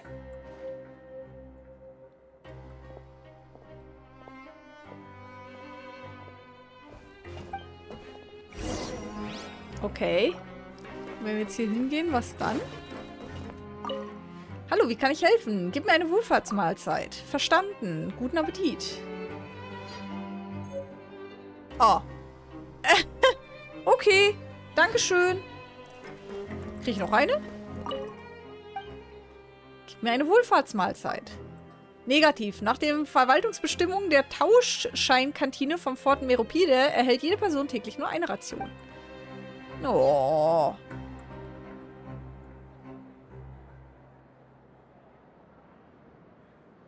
Ich kann mich nicht zwischen einem Witz über Seile oder über Schmelzpunkte entscheiden. Blöde Tauscheine.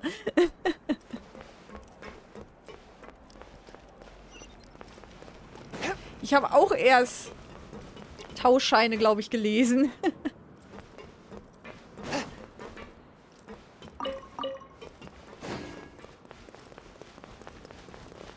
Hä? Hier lang. Passt.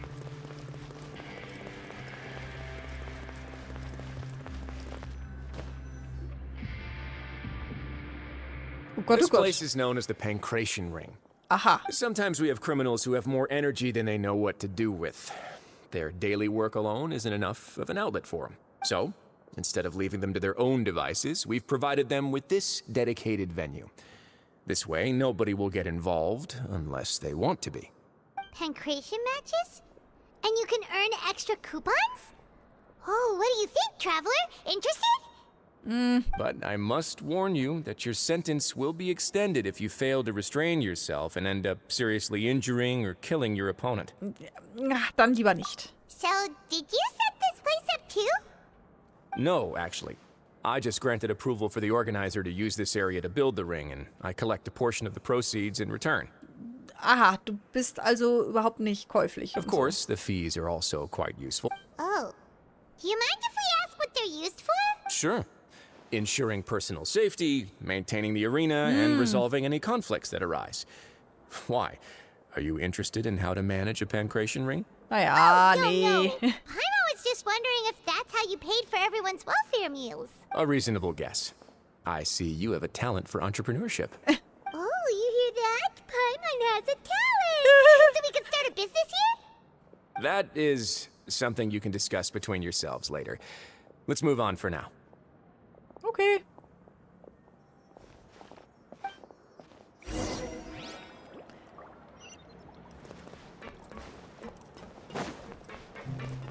Wohntrakt. Da war ich doch schon.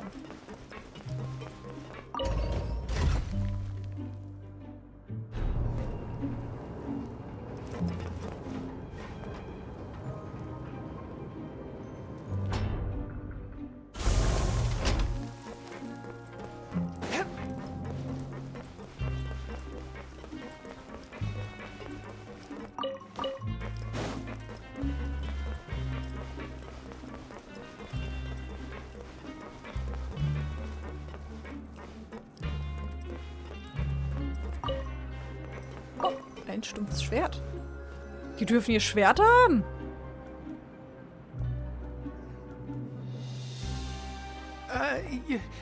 Your Grace. Good morning. I mean, good afternoon. No, wait. What time is it again? What time indeed? Time waits for no one, so it's best to keep an eye on it. My apologies, Your Grace.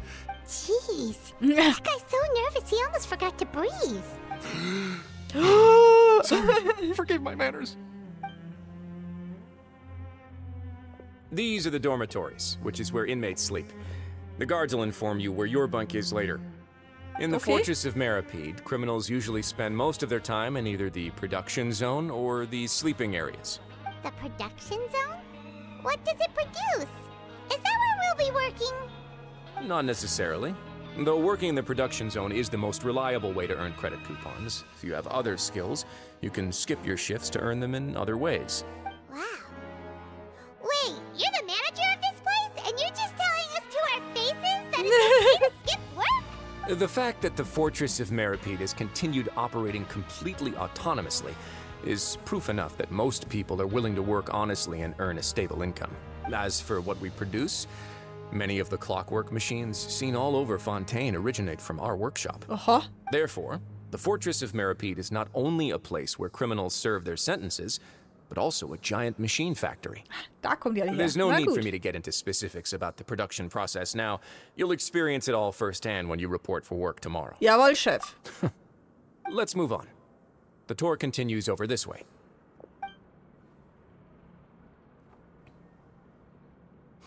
Ich wollte gerade sagen, läuft da nicht Linny?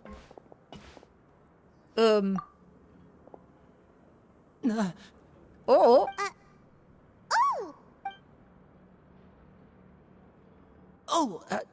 You really scared me there. I didn't expect to see you here, Your Grace.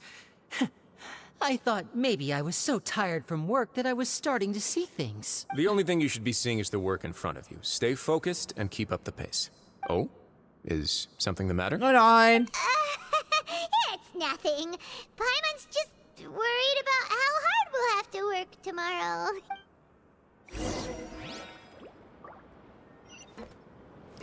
Jetzt gehen wir zur Klinik. Also wir ignorieren Linny jetzt einfach. Okay. Hier unten, weiter unten müsste irgendwo ein Teleport sein. Zumindest nicht direkt hier unter uns. Interessant. Ja, da war ja auch die Kantine. Naja, wir werden schon sehen.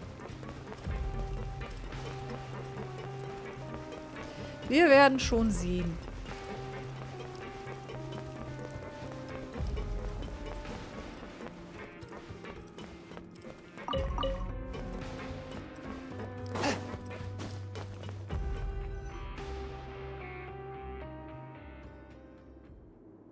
Oh. Aha. Ein Charakter, den wir in Zukunft spielen können. Oh, cute. Your Grace? What are you doing in the infirmary at a time like this? Oh no. You didn't injure yourself, did you? Barbara 2.0? Not yet, unfortunately for you. But thank you for your concern, Sigewin. Oh. Then you must be here for those two. Allow me to introduce you. This is the infirmary, and Sigewin here is the Fortress of Méropide's head nurse. Hello, new faces. They call me the head nurse, but I actually handle all the nurse-related work all by myself down here. Since you seem to have some rare downtime with no patients, perhaps you could find the time to join us for dinner? Oh, then these two must be some important convicts. Sure, I'll join the welcome party. Der ahnt doch was. Thank you. Your presence will be the pièce de résistance for today's tour. Oh, so the tour part is over now? I believe I've already covered the primary aspects of life here in the fortress. As for your work, there'll be someone else to guide you through the details. Is there anything else? I seldom conduct tours, so why don't you just ask if you have any questions? Well, this is our first time here. Paimon's not sure what to ask. Then let's head back to the coupon cafeteria. Maybe a meal will help you think up some questions. You should at least try to be excited. Our free meals are actually pretty good here. Ja, ich habe schon eine eingesteckt.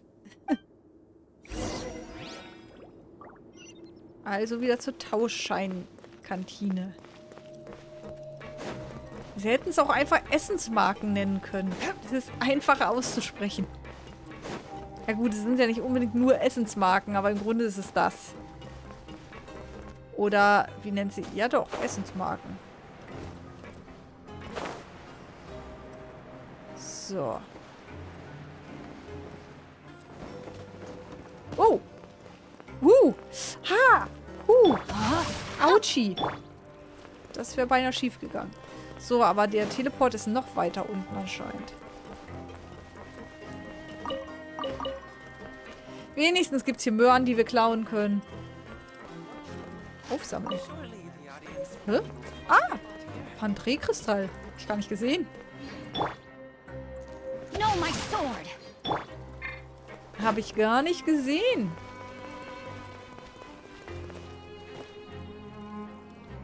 War die beim Oktoberfest? Da hing noch ein Lebkuchenherz. Ich glaube nicht, dass das Lebkuchen war. Ich glaube eher, das war ein Täschchen oder so.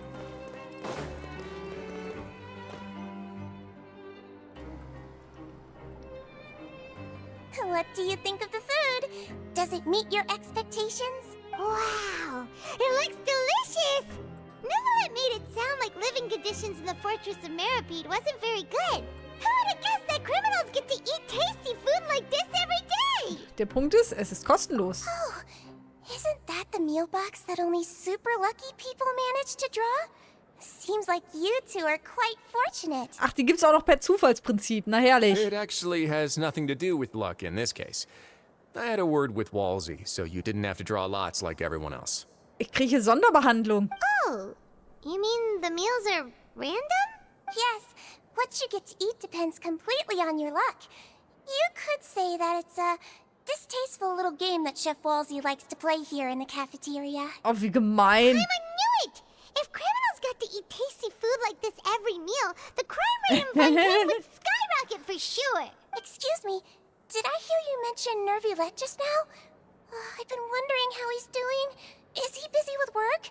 Has he been taking care of his health? Oh, da macht sich aber eine Sorgen. He seems healthy no matter how you look at him. But he works so hard all the time, so it must be really tiring. It sounds like he hasn't changed a bit. Looks like you can stop worrying so much, Sigeween. Oh, that's good. But I still feel like it's been too long since I've heard any news about him. No news is good news. Maybe next time I've got something to discuss with him, I can invite you to accompany us. But isn't the Fortress of Méropide independent from Fontaine's court system? What do you two have to discuss? Well, we provide all kinds of mechanical products for official use, and some essential goods have to be obtained from the overworld, so we naturally have to stay in touch about this. Monsieur Nervillette's character is unimpeachable. No matter the question, you can discuss it openly and freely with him. Talking with him feels quite effortless. In light of that, I am quite willing to go out of my way to show respect and accommodate him. In fact, right now, I'm treating you two as guests invited by Monsieur Nervillette. But unfortunately, I can only do so until the end of this meal.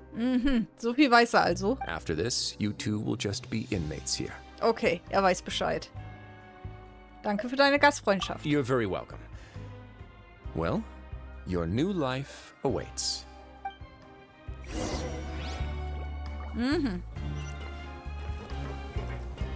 Sprich mit Fieldling. Fielding. Sprich mit Fielding.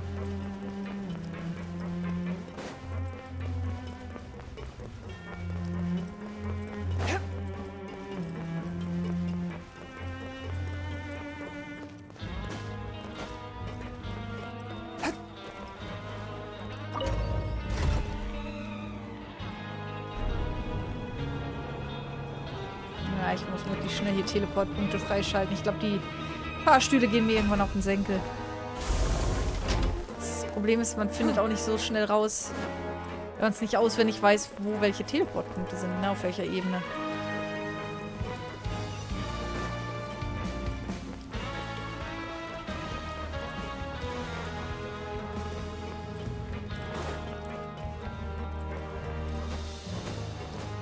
So, Fielding. Hallo. The Traveler and Paimon, right? Listen up. As new inmates, the only thing you need to worry about is what to do and when to do it. Ja, ja. Don't make any extra trouble for yourself. Your bunks are right over there. Follow me.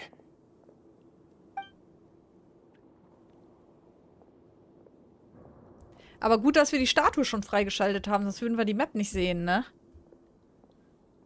Als hätten wir es geahnt. So this is where we'll be sleeping from now on. Oh, Paimon can't believe this. The days of staying home and reading detective stories are like a dream now. Das Krasse ist, Fontaine, die Umgebung sieht ja so winzig aus, aber die hat so viele Ebenen, wo überall was passieren kann. Das ist schon krass. By the way, Traveler, we saw a lot of things worth investigating just now. Even though the Duke didn't say it too directly, judging from what he said at the end, it seems that he was only welcoming because we know Novelette. Hab ich doch gesagt. We are criminals, and Paimon did eat that cake, but we're actually here to help Novelette. Is it possible that he knows we're here on a mission? Or is Paimon overthinking things? Vielleicht weiß er mehr, als er zugibt. Yeah, Paimon thinks so too. He probably knew why we came here from the very beginning and intentionally wanted to send us a message.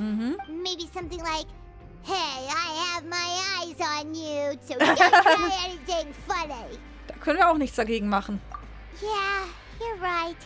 It's not like we can go back to Novelette empty-handed and say, the dude looks scary, so we gave up. Können wir schon. And besides, the Duke said that he was willing to go out of his way to show respect for Novelette, right? So, we at least need to try. But Paimon hasn't gotten a clue where we should start our investigation. Da war noch etwas Wichtiges. You mean? Linné. Linnés Anwesenheit hier. Yeah, that's what Paimon was thinking too. Paimon almost spilled the beans when we ran into him. Fortunately, based on his attitude, it looks like the Duke sees Linny as just another inmate. Aber der wurde doch gar nicht verhaftet, ne? We worked so hard to help clear Linny and Lynette's names, and yet we turn around and bam! He's in prison anyway! Ich schätze, er ist aus demselben Grund hier wie wir. Oh, right! Linny and Lynette are from the House ja of gut, the das ergibt Heart. Sinn. They work for the Knave, so they could be here to investigate too! Schau, da drüben ist etwas. Huh? Oh, it's a card! Paimon didn't notice it earlier. It looks like a magician's prop. Lenny must have left it here. He's in prison and still doing his little tricks, huh? Let Paimon have a look. It was nice to bump into you again. Let's catch up in the production zone tomorrow. What in the world? It's written like he's greeting a buddy on the street. Paimon thought he'd write something important. Das beweist, dass er auch etwas vorhat. If you say so. We can ask him what's going on tomorrow. Let's get some rest now.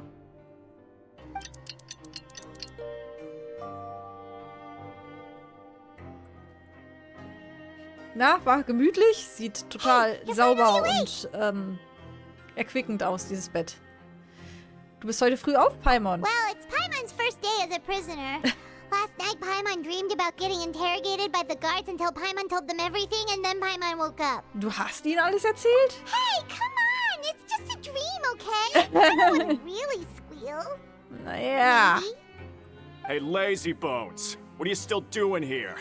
If you don't want to starve, then get yourselves over to the production zone. Sorry! We're going right away! Na, verhungern werden wir nicht. Wir kriegen ja gratis Essen. Das haben wir ja schon klargestellt.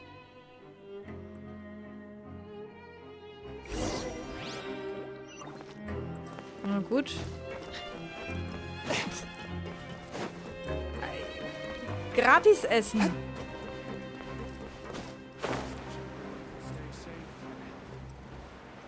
So, wo müssen wir denn hin? Müssen wir nach unten? Wir müssen nach unten. Wie weit nach unten? Ich lebe noch. Oh Gott, ich lebe noch. Ei, das war ja schlau. Mal wieder. Na, ich glaube, wir können nicht einfach nach unten. Da ist Wasser. Naja. Folgen wir mal den... Hä? Den Questmarker. Ah, jetzt. Okay.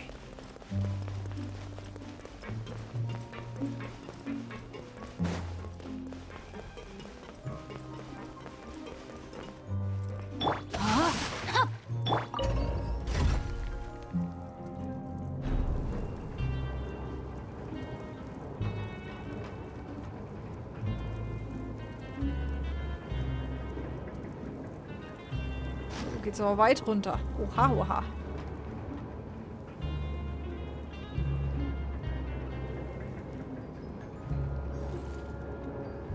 Das hört ja gar nicht mehr auf.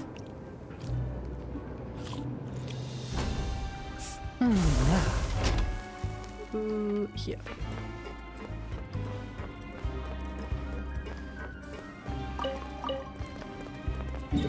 Teleport. Teleport. Holen wir uns erstmal, wenn es geht.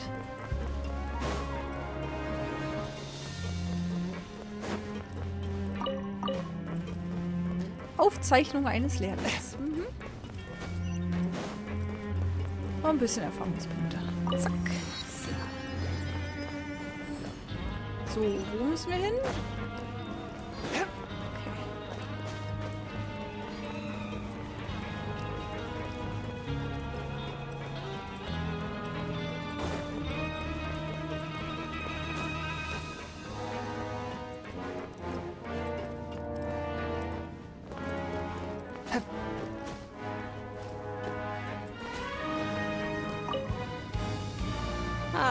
You must be the catch of the day. Looks like you've got some luck getting assigned this space. Ach, echt? Yep, we just arrived yesterday and... Don't interrupt me when I'm speaking. Ist ja gut, komm runter. Yes, sir. Listen carefully to my instructions. I don't want any mishaps. Every machine here is worth more than the both of you. Das möchte ich anzweifeln. Working around these machines can be very dangerous. Do your job well, and you can eat in the cafeteria after your shift. Get sloppy, and you dine in the infirmary. Na, danke. Anyway, the Fortress of Méropide doesn't want to lose a single one of its machines. And it also doesn't want to waste the production potential of any inmate. You got it? Okay. Your job is to use the machine over there to process widgets. Watch carefully, and make sure you step on the pedal at the right time. If the machine gets jammed, then give it a little maintenance with your fist. Sie kämmt mit unseren Ach, wir sollen sie mit unseren Fäusten kämmen. Was ist denn das für eine Übersetzung? Here, take this. Bring me the processed widgets and I'll give you some credit coupons in exchange. Okay. Werkstücke mit der Maschine verarbeiten. Beim Schmieden und Bearbeiten von Werkstücken wird zunächst das unbearbeitete Werkstück in die Maschine eingelegt und agiere dann mit der Maschine, um die Herausforderung zu starten. Sollten Werkstücke beim Drehen mal feststecken, musst du das drehende Stück angreifen, damit die Maschine wieder in Betrieb aufnimmt. Springe, sobald die Basis des Werkstücks leuchtet, um eine Schmiedearbeit abzuschließen. Vergiss nicht, nach Beenden des Minispiels deine erfolgreich bearbeiteten Werkstücke einzusammeln. Also schlagen und springen. Okay. Once the widget is hot enough to glow, jump to step on the pedal and hit the widget. So if the machine gets jammed, you just need to attack it to fix the problem.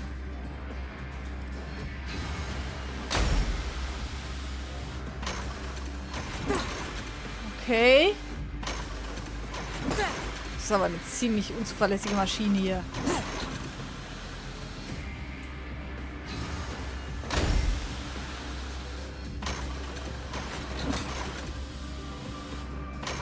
Das müssen wir jetzt noch eine Minute hier durchziehen.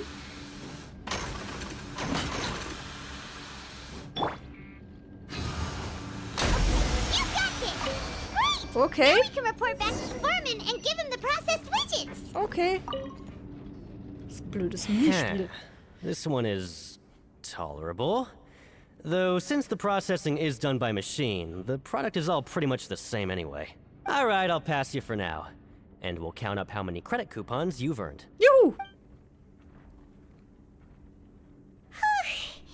Paimon's exhausted. We're done now, right? Oh, that foreman. He's so scary that Paimon couldn't even speak. Ugh. Even though Paimon's starving and wants to head straight to the coupon cafeteria, we still need to meet Lenny first, right? Okay. He probably just finished up his work, too. He should be around here somewhere. Body and mind. Das macht euch so sicher, dass er hier sein müsste. Könnt ihr auch Time to act. Gar nichts machen in der Zeit, wie er hier ist. Lenny? Mr. Magician? Where are you? Oh, this had better not be some disappearing act. Okay. Hier hast du kein Glück. Versuch's woanders. Nutze deine Chance bei einem anderen Geheimdiagrammzeichen. Was? Ich verstehe kein Wort.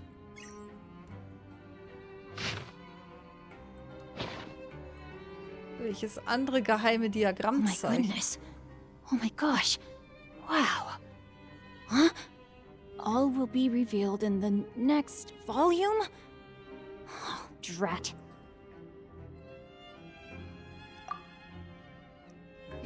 Hä?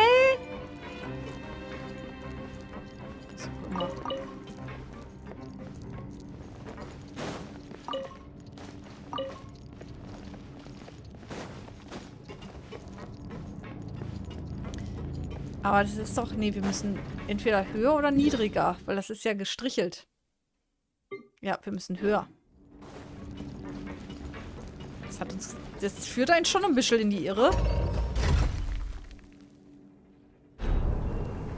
Da wollte man aber mit recht einfachen Mitteln ein Minispiel gestalten. Ja, auf jeden Fall.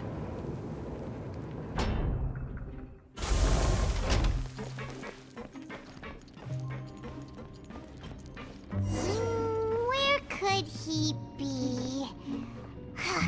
Did he decide to slack off and sleep the day away? So, was haben wir hier?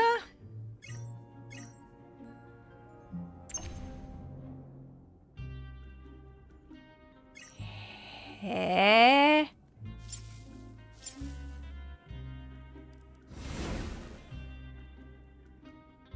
Ich verstehe dieses Minispielchen nicht. Ah.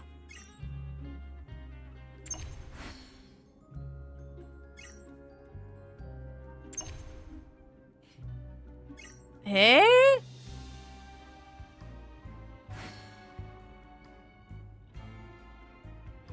Hm.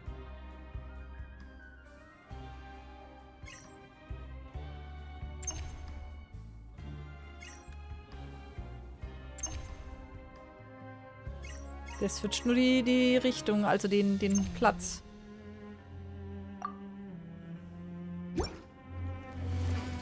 Body and mind. Keine Ahnung. Schauen wir uns das anders mal an. Scheint nicht wichtig zu sein gerade. Hey, over here. Oh, you scared Paimon! Oh, you scare so easily now? Is there something worrying you these days? Oh, you little... The only thing we're worried about was trying to find you. Sorry. Come over here and keep it down.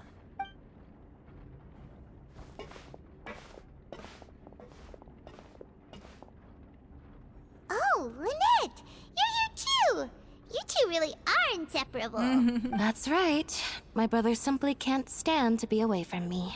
It's not just Lynette. Fremine is also here. Ach. Do you still remember him? Ja. Oh, you mean that diver from the House of the Hearth, right? Pyro remembers seeing him in the court of Fontaine before. Now hurry up and tell us, how did you end up as criminals this time? We fought so hard to prove you were innocent, but now it looks like our incredible court battle is for nothing! Sadly, even the teeniest of things can land you in prison these days. I put together a street performance and used the popularity we gained from the Opera House incident to attract a big crowd. Aha. And then? Dann ist alles eskaliert. Next, I invited several audience members to participate in the show. And then, with the entire audience watching, their wallet suddenly disappeared. My brother was charged with theft, and I was charged as his accomplice, having assisted him in his crime. It really isn't that bad. The missing wallets are all in the leftmost drawer of the Maison Gardiennage's big filing cabinet. We just need to see how long it takes to discover them. Yep, we should be released then. In terms of the magic trick itself, I think the performance went perfectly. Leave it to Lenny to magic himself into prison. Naja. Ähnlich originell wie Kuchen zu essen, oder? Lenny, das ist doch nicht der Punkt, oder? Indeed. Last time I hid my identity from you, I promised that I'd tell you absolutely everything if you were angry about it. So I don't plan on keeping anything from you this time either. At the moment, the House of the Hearth's interests don't conflict with yours at all. We were instructed by the father of our house, the Knave, to come here and conduct an investigation. Told you so. See, Paimon guessed right. As for what we're investigating, perhaps you haven't heard, but the fortress of Méropide hides a secret. Some even say that the entire fortress exists just to protect it. The House of the Hearth has been investigating this for a very long time, trying to uncover its mysteries. But recently, all of our informants, including the ones that had infiltrated the guards, suddenly vanished and have not been heard from since. We believe that this is a direct provocation, and it's the reason why we came here. Warum bleibt ihr bei diesem Geheimnis so hartnäckig? Father has somehow managed to confirm that Focalors does not have Fontaine's Gnosis. Mhm. Hatte ich erwähnt, dass ich sie nicht für den Archon halte? Huh? How did she manage to learn information that important? Father has her ways. Many of them are beyond our imagination, and we've never had the chance to see her at work. But we trust her conclusions. It was this information that led us to suspect that Fontaine's Gnosis might be in the fortress of Méropide and is related to that secret. So it's all about the Gnosis again. Well, that's about it from our side. How about you two? Did Monsieur Nervillette send you here? Bingo! The Knave has been applying a lot of pressure. She wants to know what happened to Child, so we came here to investigate. Mhm. Schon alles ausgeplappert. Traveler, are we allowed to tell them? Mhm. Du hast schon alles gesagt. You don't need to worry too much about that. She's just asking for a report on Master Child's predicament as a means of pressuring you. Father used this situation as a pretext to negotiate with two high-ranking officials in the court of Fontaine. She actually just wants to be able to make concessions on this matter for gains elsewhere. Almost like a bargaining chip. Sometimes you need an excuse to do things you otherwise couldn't. And a harbinger is more valuable than you might imagine. Of course, it's not a complete farce. If we do manage to find out what happened to Master Child too, then diplomatic relations with Fontaine could improve, and Snezhnaya might even be able to adjust its stance a bit. Is it just Paimon, or does it feel like we're the only ones who actually care about Child's situation? The relationship between the Harbingers must be as bad as ever. I wouldn't go that far. Father just has different standards than we do when it comes to what can be sacrificed for an advantage. By the way, I have a suggestion. Why don't we team up? Even though we have different objectives, we're both here to investigate the fortress of Méropide. It would be more efficient for us to work together. As you know, the House of the Hearth has many reasons to seek the Gnosis, but our highest priority remains resolving the prophesized crisis. You can trust us on that. Tut mir leid, aber ich muss Nein sagen. See, I told you. Told you. Is that so? Sure enough, it won't be easy to convince them to cooperate with us. Lenny seems to be thinking pretty hard about something. Of course he is. Lenny has been looking forward to a chance to reach an understanding with you ever since last we met. Or, I should say, we were really looking forward to teaming up with you this time. Lynette, just tell them everything, why don't you? It's okay to open up a little. Wenn wir nur Informationen teilen, ist das in Ordnung. Very prudent of you, and consistent with your behavior since we first met. That's reasonable enough, and I agreed to cooperate on these terms as well. I was prepared for the worst, but you were actually more agreeable than I anticipated. All right then, there's no time to lose.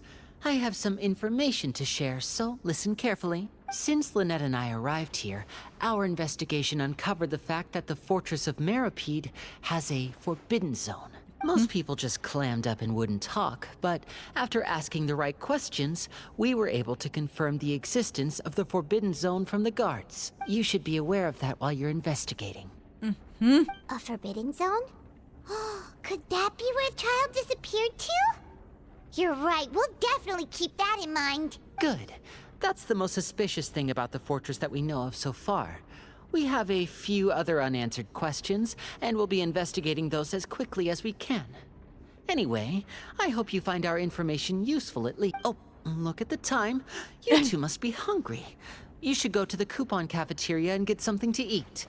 I'll use my cards to get in touch with you again in the future. Oh, that's just what Paimon wanted to hear. Paimon's starving after all that work today. We can talk more about the investigation later. Let's... Ja, gehen wir. Jetzt müssen wir nach oben.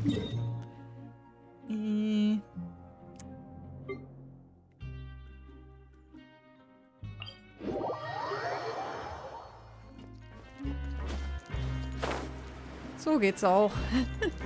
Time to act. Ja, nicht wieder abstürzen.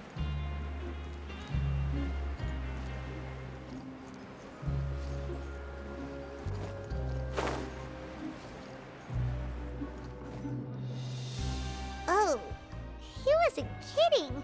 Today's meal is nowhere near as good as last time. Oh, who knows how long it'll be until we're lucky enough to get that super tasty meal again. Noch solange wir lange genug hier bleiben. Forget about it then. We'll just deal with the regular food for the time being. Let's just get out of here as soon as possible.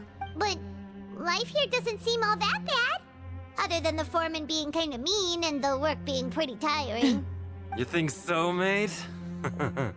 If I had a coupon for every fish who said that. Seems you fishies still haven't learned your lessons from your life up on the surface. If you take things at face value, then by the time you reach a dead end, you won't even know how you ended up on that road in the first place. Hast du einen Rat für Neuankömmlinge? I like your attitude. I can, let you in on a little something.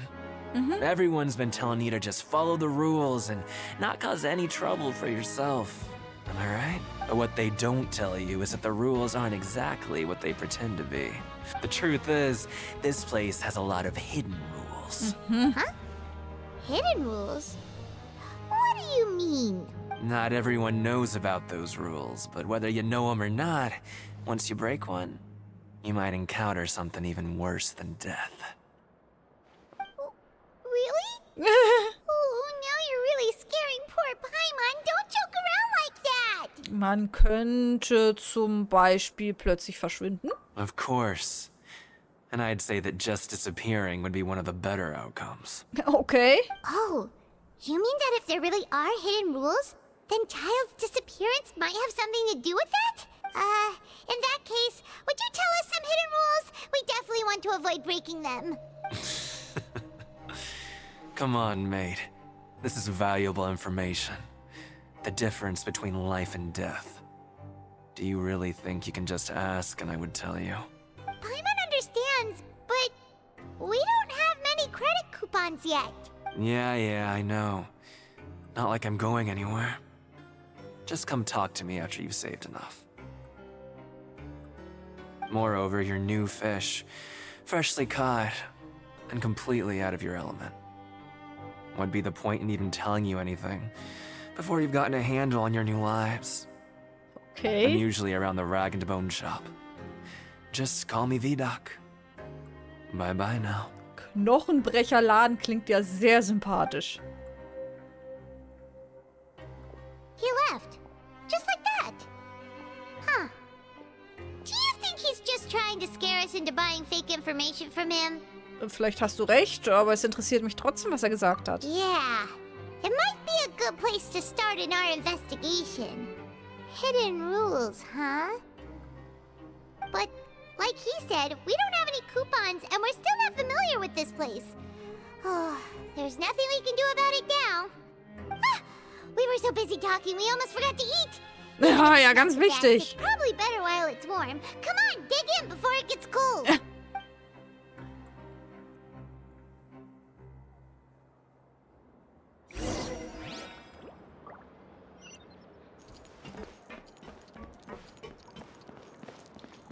Geht's nach oben? Es geht nach oben, ne?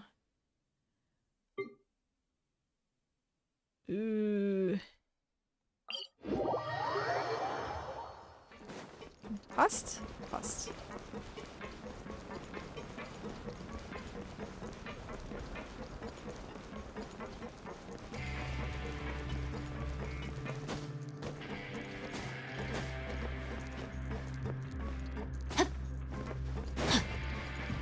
Mann, ist das feucht hier. Da kann man doch nicht in Ruhe schlafen.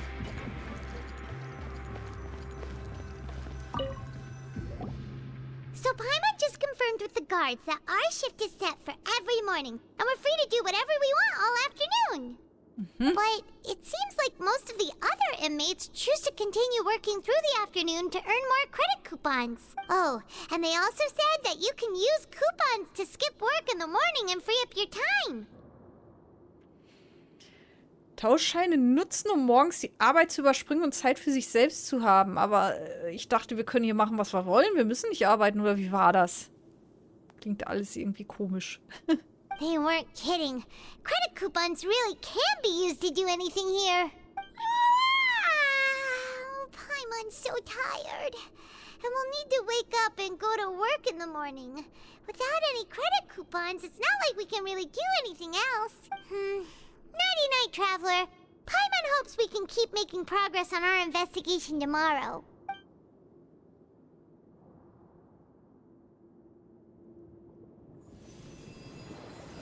Oh, was kommt jetzt?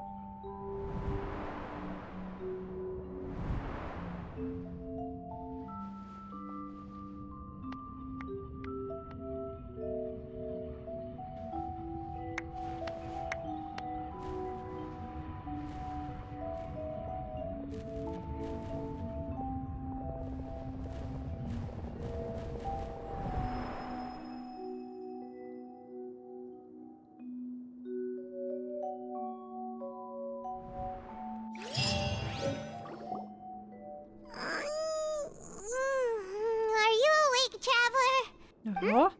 What's wrong? You seem to have something on your mind. Ich habe von Did you dream about something last night? Ich habe von Tartaglia geträumt, glaube ich. Is that even possible? Unless it wasn't an ordinary dream? Oh, child's vision! So you had it with you this whole time? Ja klar, wir haben es ja dabei gehabt. Logisch, ich habe mich schon gefragt. Maybe the vision connected child's consciousness to yours. Vielleicht kann ich es nutzen. And our investigation has its first major breakthrough. Good thing you brought the vision with you here. So what did you see in the dream? Do you know where Child went? Der Traum war etwas verschwommen. Es gab nicht viele nützliche Informationen. Okay. Well, hopefully it'll be a bit more helpful in the future. What's more important now is that it's the start of another new day as prisoners. Let's do our best to earn more credit coupons. What's the plan for today? Zur Arbeit in den Produktionstrakt gehen? Let's go! It's time to start working. If that guard Fielding catches us skulking about, he's sure to give us an earful. Wie viele Tauschscheine haben wir überhaupt? Ping! Look who decided to show up. Get your butts in gear and get to work. Time's a-wasting. Also da es jetzt einfach weitergeht, erstmal Theorie. Theorie.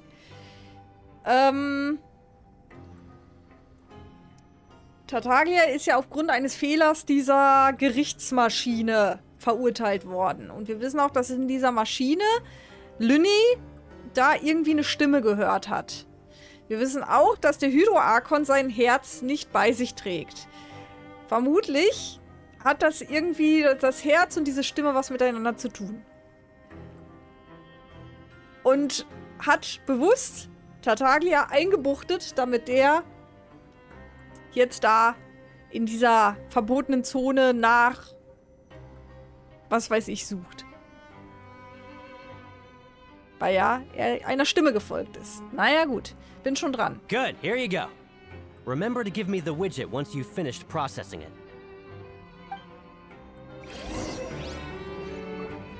Jetzt müssen wir hier wieder das im Alltag versteckte Tabu.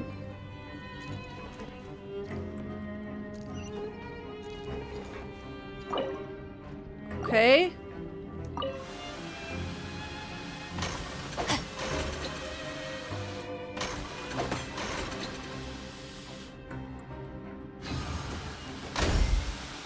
Kriegen wir besonders viele Scheine, wenn wir das hier ganz toll machen?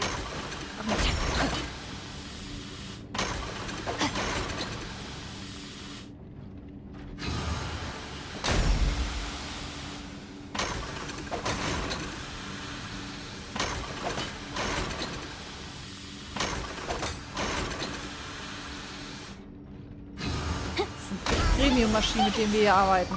So.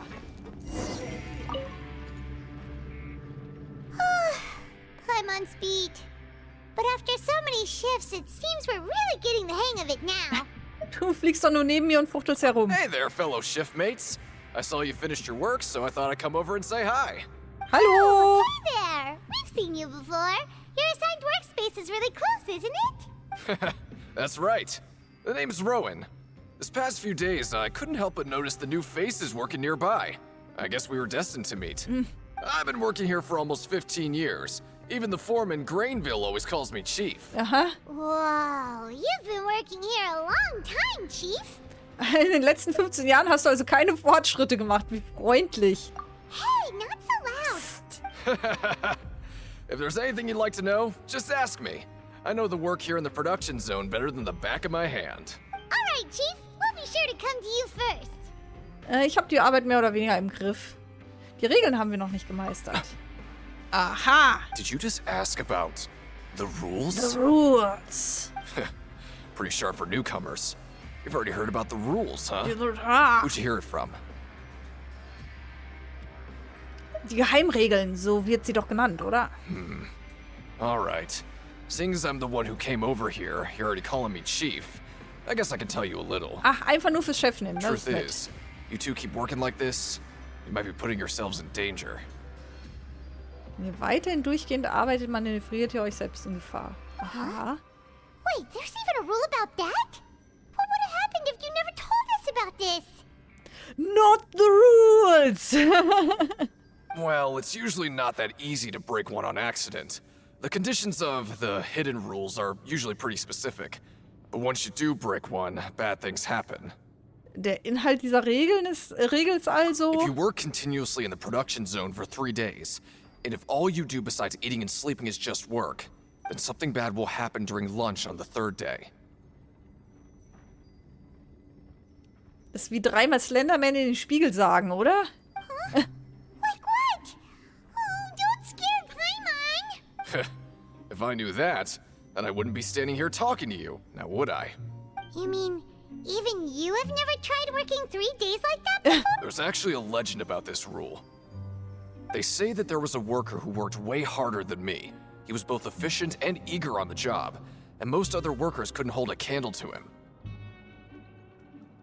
First rule, never talk about the rules. One time, he tried to test his limits and worked as long as he could. Then during lunch on the 3rd day, he disappeared into thin air, as if he'd evaporated.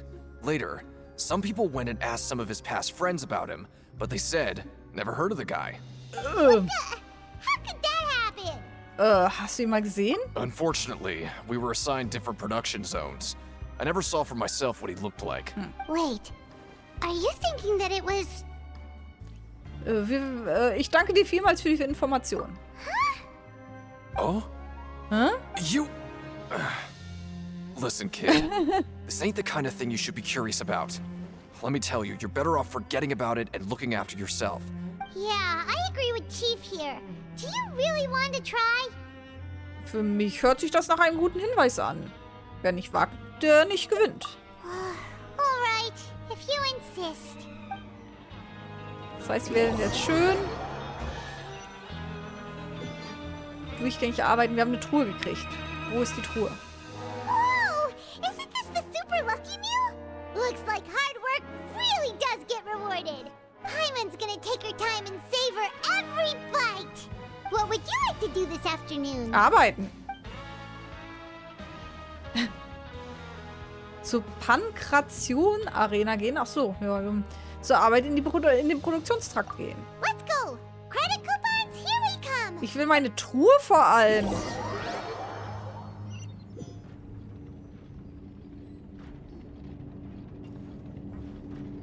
Look who decided to show up. Get your butts in gear and get to work. Time's a-wasting. Bin schon dran. Good, here you go. Remember to give me the widget once you've finished processing it. Hier war doch... Ich habe doch den Sound für eine erscheinende Truhe gehört.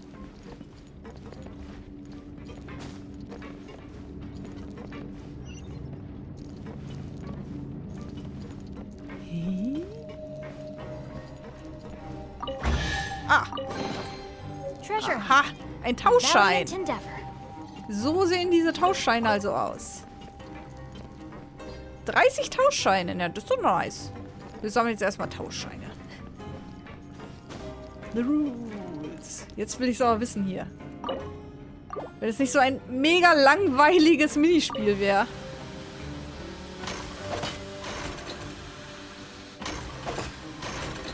Das heißt, wir müssen das hier 6-mal durchziehen.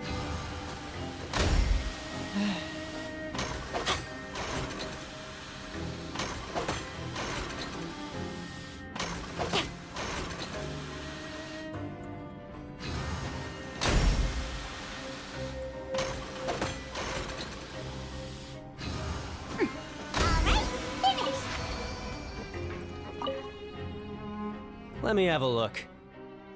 Not bad. Right, here's your credit coupons. Dankeschön.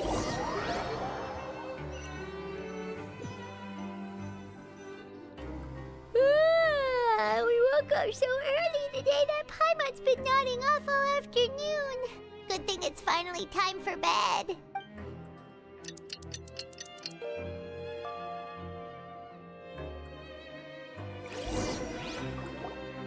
Oh, Paimon doesn't want to get up. Paimon still feels completely exhausted from yesterday. Ich habe schon 1200 Tauschscheine. Ich bin voll reich. What do you have planned for us? Ziele der Phase. Erreiche die folgenden Ziele während einer Haft in Fort Méropide. Bewirb dich während der Arbeit am Vormittag für weitere Arbeitsschichten bei Greinville. Begib dich am Morgen zur Arbeit. Im Produktionsstand höre ich nach Informationen um. Also ersteres kann ich gerade nicht machen. Erreiche die Phasenziele bestimmter Aufträge, um die Handlung voranzutreiben. Kann auch über das Auftragsmenü angezeigt werden. Okay. Ja, was drücke ich jetzt? Achso, was hast du jetzt vor? Zur Arbeit in den Produktionstrakt gehen. Let's go! Credit coupons, here we come!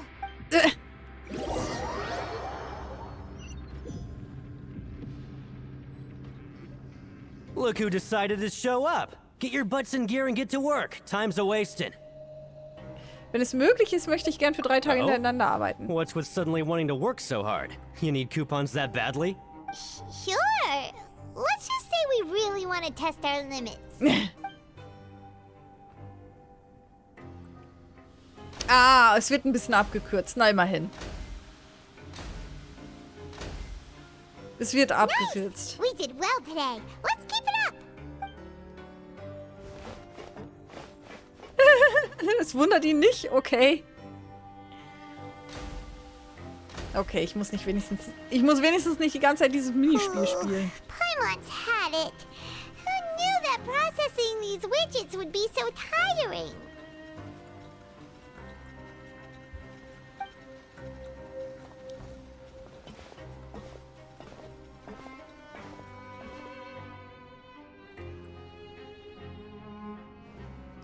Und noch eine Runde.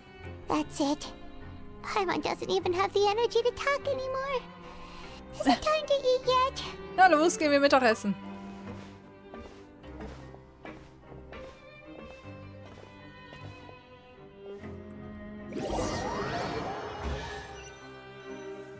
Und schon wieder eine Truhe. Oh, Paimon's exhausted. It's just work, work, and more work. Als wenn du die ganze Zeit arbeiten würdest. Handle this much longer. Wait a sec. Now that Paimon thinks about it, haven't we been working non-stop for 3 days now? Das fällt dir erst jetzt auf. Now it's lunchtime. Oh, Paimon feels a shiver going down her spine. What's going to happen? But it doesn't seem like anything's changed at all. And we made it to the coupon cafeteria safely. Are the so-called hidden rules only a rumor after all? Das wäre eine ziemliche Enttäuschung. Well, there's no use to just guessing all day. Paimon's stomach has been grumbling the whole time. Let's just eat already. Paimon wonders what we'll get today. Maybe we'll get the super lucky meal. Wahrscheinlich irgendwie jetzt eine Einladung zu irgendwas oder so. Wait, what? Das ist, ja, was ist das? What in the world is this? What's with Paimon's food?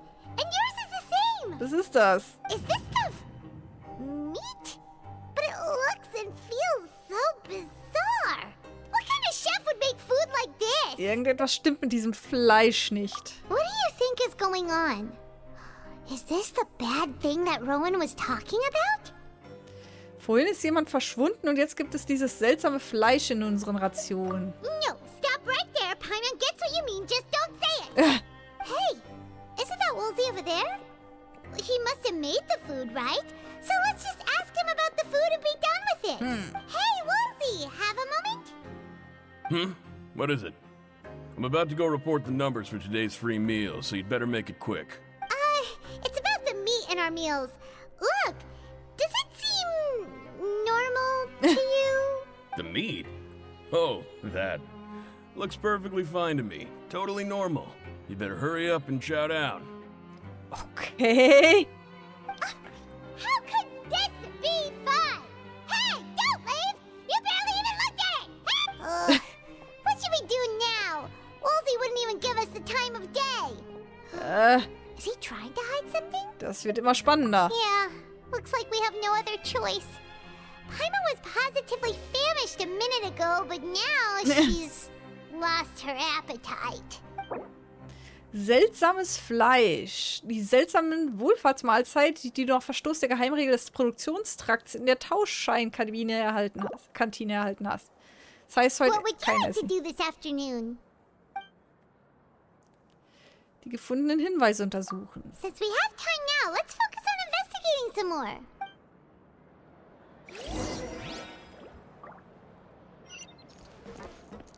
Irgendwo ist doch eine Truhe aufgetaucht. Nur wo? Ein Produktionstrakt doch eigentlich.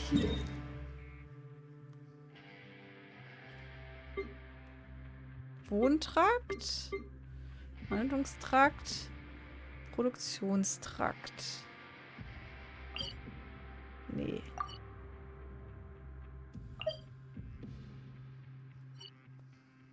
Haben wir im Produktionstrakt irgendwas? Nee, sieht nicht so aus.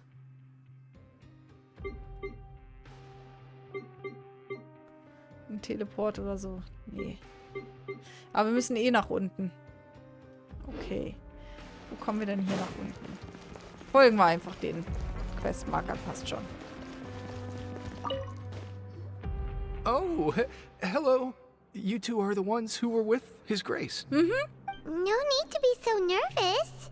Sorry. I couldn't help but think of His Grace once I saw you, and I... Fürchtest du dich so sehr vor ihm? Oh, it's hard to say. Maybe I am. He's got a very overwhelming presence. It makes me feel like I'm just some insignificant little bug. Wait, seriously? Oh, I'm always indecisive, and I tend to make a mess of things. It's like a reflex. I just instantly start to tense up the moment I see a smart and capable person like His Grace. Ich verstehe, du möchtest seinen Platz einnehmen. What? Please, don't say anything like that out loud. How could you possibly think something like that? Okay.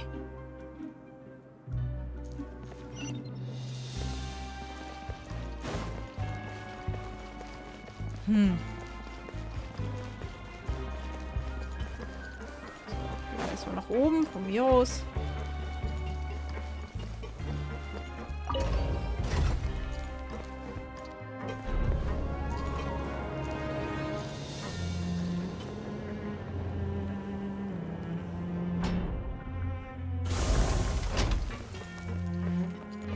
Body in mind. Na, hier hätten wir auch hin teleportieren können, stimmt. Naja.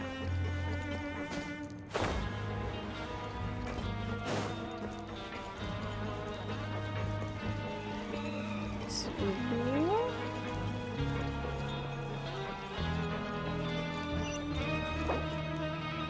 Finde eine Gelegenheit, dich umzusehen und suche nach Hinweisen auf das seltsame Fleisch. Na gut. Passt ja, kriegen wir hin.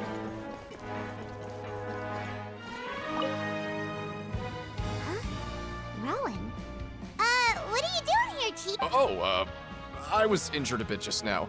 Nothing major. I think I just pulled something. Little mishaps like this are unavoidable at work, you know? Mm-hmm. Huh. Paimon wouldn't have thought someone as experienced as the Chief would still get hurt on the job. I just knew you would say that. This is pretty embarrassing. Where's Siegeween when you need her anyway? The one time I need to make a quick trip to the infirmary. Oh, you mean she wasn't in the infirmary? Yeah.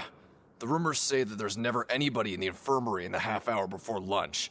And nobody knows where Siegeween gets off to. Naja. Schon mal die besten Stücke sichern? Das ist nicht nur ein Zufall. Vor dem Mittagessen ist sie immer verschwunden? Huh. That's actually really strange. Siegeween's always super dedicated to her work. Where else would she possibly go? Forget it. I can take care of a small sprain like this on my own anyway. No need to... Menschenleere Klinik. Jemand sagte mal, dass ungefähr eine halbe Stunde vor Beginn der Mittagszeit niemand mehr in der Klinik zu finden sei. Was könnte Oberschwester Siegeween in dieser Zeit tun?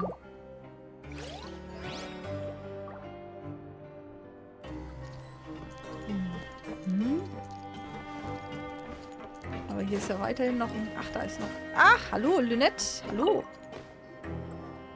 Oh, wonderful. I was worried that you'd be busy trying to earn reward coupons all the time, but it seems like you haven't neglected your investigation. Was soll denn der Diss hier? Paimon likes having more coupons, but no one wants to work all the time. Have you also been investigating the area, Lynette? No, I was just slacking off, and you happened to catch me. Wie geht es Lynne? My brother is still obsessed with anything remotely related to the Forbidden Zone. But knowing him, it won't be long before we get more leads.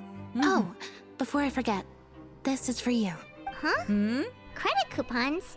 I've been here longer than you. Coupons aren't a resource in particularly short supply. What is in short supply are interesting people to talk with. Also Bestechung oder wie? Aw, that's so nice of you, Lynette. I'll be sure to make good use of these coupons then. Thanks a bunch. Ich habe bisher noch nicht rausgefunden, wofür ich sie überhaupt ausgeben kann, außer länger schlafen. Ich meine, länger schlafen ist ein wertvolles Gut, aber das will ich ja nicht abstreiten.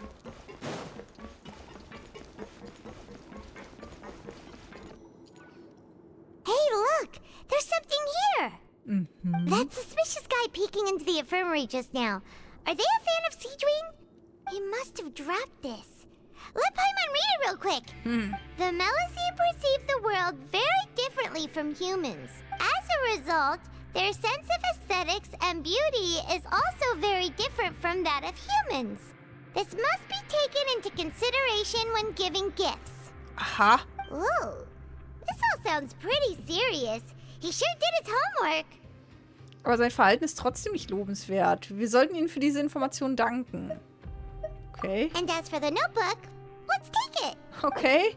Forschung bezüglich der Eigenschaften von Melusinen. In den Forschungsindizen steht geschrieben, dass Melusinen die Welt anders als Menschen wahrnehmen. Daher haben Melusinen einen anderen Sinn für Ästhetik entwickelt, der den Menschen eher seltsam erscheint.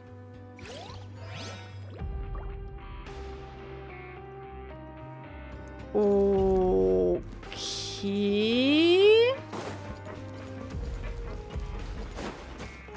Wer hat das aufgeschrieben?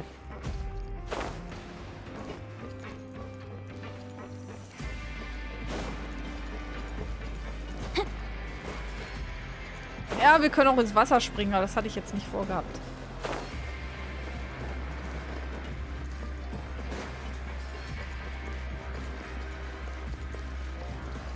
Wo müssen wir denn jetzt hin? Irgendwie müssen wir nach unten.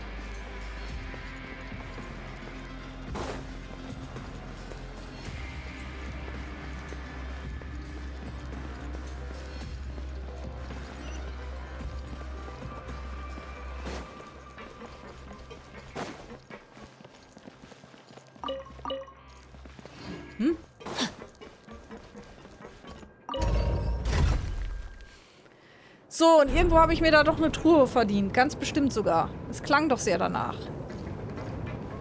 Was ist denn hier noch? Ach, nee. Oder? Ach nee, hier unser Essen. Verwende sie, um ein Gericht und ein Los des Schicksals zu erhalten. Sie ist Überraschung und Risiko zugleich. Das heißt, ich dachte, das wäre jetzt einfach nur eine Mahlzeit, also ganz normales Essen. Aber es ist ja in einem ganz anderen... in einer ganz anderen Tasche. Müssen wir gleich mal öffnen. Können wir jetzt auch öffnen. Das ist uns jetzt zu öffnen. Anwenden. Eine Forelle, Amandine und ein Los des Schicksals. Das Unglück wird enden, sobald du dich daran gewöhnt hast, ist es auch schon weg. Okay. Ja. Mein Lebensmotto.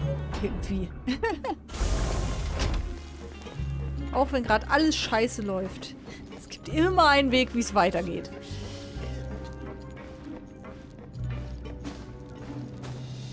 Und wenn es noch so scheiße läuft. So. Hey, it's the Traveler in Paimon. Jetzt erinnerst du dich an unsere Namen, was? No need to tease me, okay? I won't trip on the same step twice. Ich hätte vielleicht erstmal nach der Truhe suchen sollen. Mist. Listen, I feel ashamed about last time. Thank you for praising me in front of His Grace. Here are the extra credit coupons he gave me. I'd like you to have them. Ah, nice. Huh? No, we couldn't take them. They're your reward after all. But when I was welcoming you, I didn't do anything but give you the stink eye. Come on, I insist. These coupons are nothing compared to getting the attention of His Grace. I won't take no for an answer. Okay. Also inzwischen haben wir ein kleines Vermögen zusammen, ne?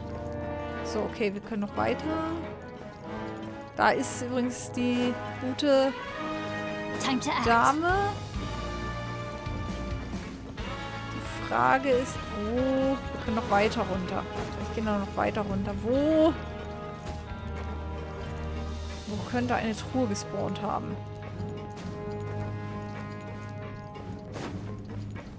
Ach, hier ist doch ein Teleport. Ah, Mist. Den habe ich doch gesucht. Zum verlassenen Produktionstrakt. Okay, da wird wahrscheinlich nicht. Da waren wir ja nicht. Da haben wir ja nicht gearbeitet, oder?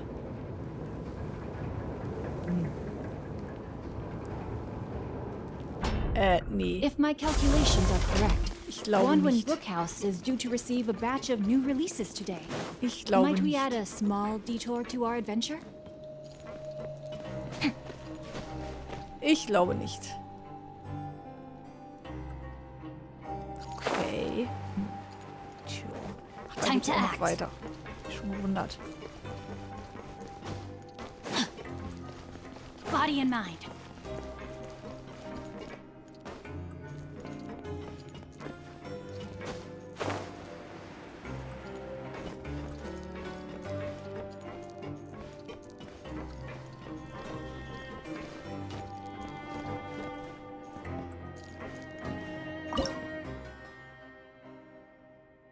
Das Ding habe ich immer noch nicht kapiert, aber nun gut.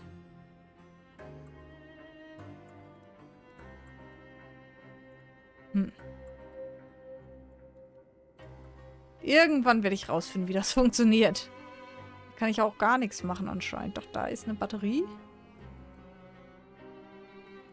Nee. Tja. Okay. Ich weiß ja nicht mal, wo ich da hingucke. Gehen wir mal wieder nach oben. Getriebeventil zum Schließen und Öffnen der Zugänge in alle Richtungen. Eine äußerst komplexe mechanische Vorrichtung, die Öffnung und Schließen der Zugänge in alle Richtungen vom verlassenen Produktionstrakt steuert.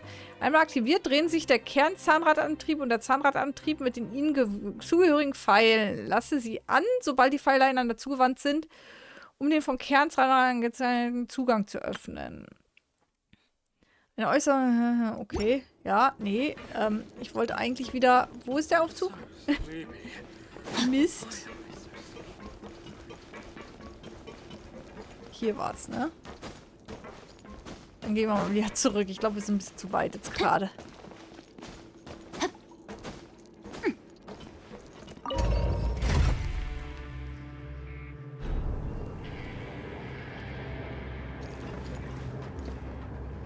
Tropfst du? Okay.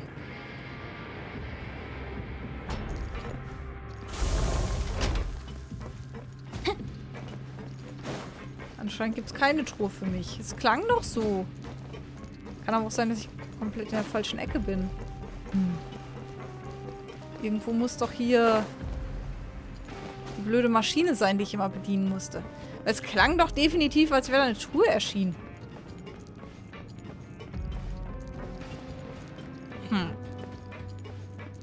Doch hier. Hier habe ich ja gearbeitet. Aber...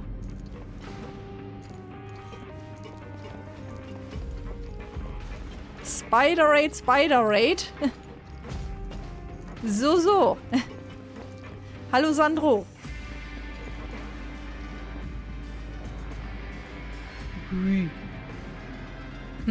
Tja, dann halt nicht. Aber das ist ja die Stelle, wo wir gearbeitet haben. Von daher... Oh. Ne? Haben wir uns nur eingebildet. Keine Ahnung.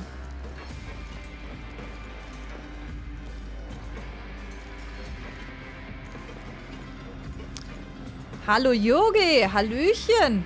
Auch lang nicht mehr gehört. Twitch wollte mich nur große Streamer raiden lassen. Spannend. Interessant. Aber ich glaube, ich habe Raids bei mir aktiviert. Siegewing? Aren't you supposed to be in the infirmary? What are you doing in the production zone? Deshalb musste es so passieren. Ja, hat ja offensichtlich geklappt. Hallöchen.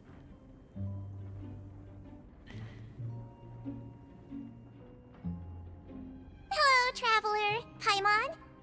Everyone's usually busy around now, and we don't have any patients to look after in the infirmary. I thought I'd come here and enjoy the sight of everyone hard at work. Das heißt, du hast Spider-Man gestreamt? Rate ich da richtig? Enjoy? What's there to enjoy here? Nee, It's verdammt. really worth watching. I often stand here and observe everyone. Humans are just so interesting and adorable. I like to watch your expressions while you Putzig. work. LOL. Ach so, ah ja. Oh, LOL habe ich auch schon ewig nicht mehr gespielt. Ich hätte schon Bock drauf. Oder Teamfight Tactics, aber ich habe echt keine Zeit dafür. Ich bin ja aber mehr oder weniger Spider-themed. Okay, deshalb. Verstehe. Are you talking about pets or people? Bist du neben einer Oberschwester auch noch eine Tierärztin? Oh, I can see why you think that, but you shouldn't jump to conclusions. See, we Melazines are a different species, and we see the world very differently from humans. It's very easy for me to observe everyone's condition. All it takes is one look, Ja. and I can tell which workers are exhausted. Die Info hatten wir auch schon bekommen. Wait, Melazines can see that? Huh, that does sound useful for being a nurse. Ja. Yes, running around tending to everyone's health is very fulfilling. But I'd much prefer it if you're all happy and free from exhaustion and pain in the first place. Take care of your body, make sure you eat well. Always rest when you're tired from work and don't push yourself too hard. Ich stelle mir das irgendwie eklig vor, wenn ich den gesundheitlichen Zustand eines jeden Menschen oder psychischen Zustand eines jeden Menschen sofort sehen könnte. Also für mich wäre das mega belastend, glaube ich. We'll definitely take care of ourselves. Thanks for the reminder. Aufpasserin Sigwin. Regelmäßig sehen wir Sigwin dabei, wie sie in der Nähe des Produktionstrakts die Arbeiter beobachtet. Ihre Augen scheinen die Fähigkeit zu haben, die körperliche Verfassung von Menschen zu analysieren. Alles klar, Yoga. Dann eine gute Nacht dir, schlaf schön, erhol dich gut. Vielleicht hören wir noch mal voneinander.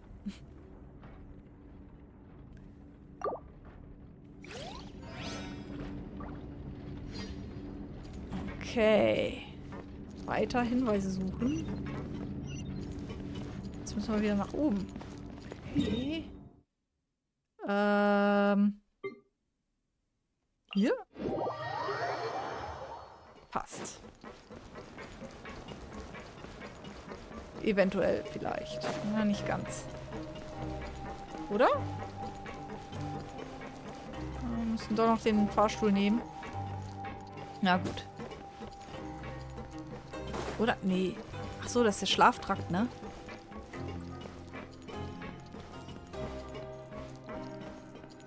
Ja. Der Schlaftrakt, in dem alle Gefangenen schlafen, aber nur ein Bett steht.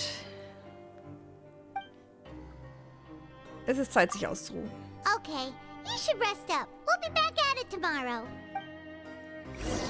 Haben wir jetzt eigentlich dieses Fleisch gegessen oder sind wir einfach hungrig ins Bett? We got some strange meat in our lunch. What was that all about? Has our investigation turned up anything useful recently? Aber das hat leider nichts mit Tartaglia zu tun. Ich glaube, ich habe da was, aber das hat leider nichts mit Tartaglia zu tun. Really? Then it looks like that part of the investigation has hit a dead end. Well, we'll keep searching for more clues tomorrow. Good night, traveler.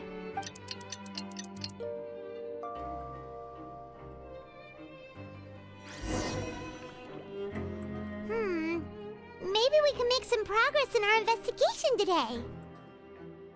What do you have planned for us?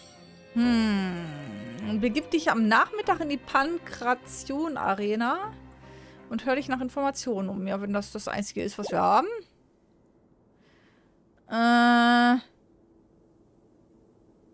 Tauschscheine ausgeben, um die Arbeit zu umgehen.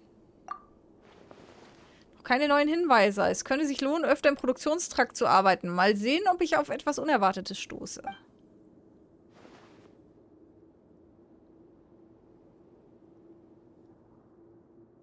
Okay, von mir aus. Ich wollte jetzt eigentlich eher da kämpfen gehen, aber... Schauen wir mal, ob es irgendeine einfache Arbeit gibt. Good to kick back and relax once in a while. Immer nur Arbeit, Arbeit, Arbeit, ja.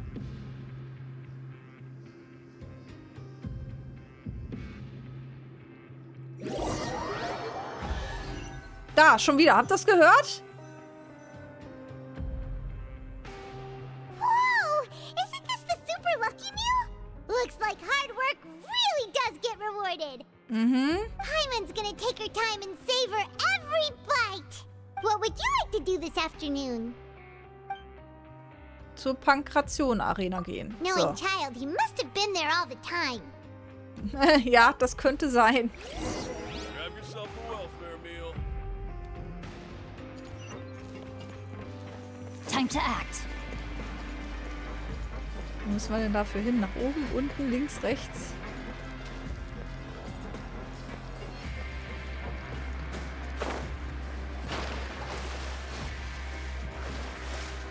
Quer durch am besten, genau. So.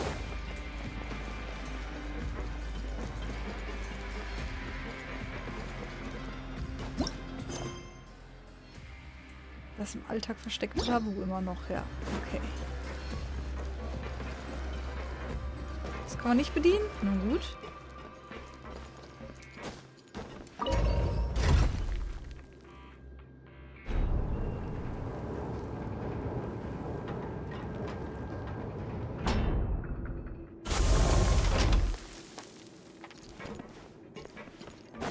Okay.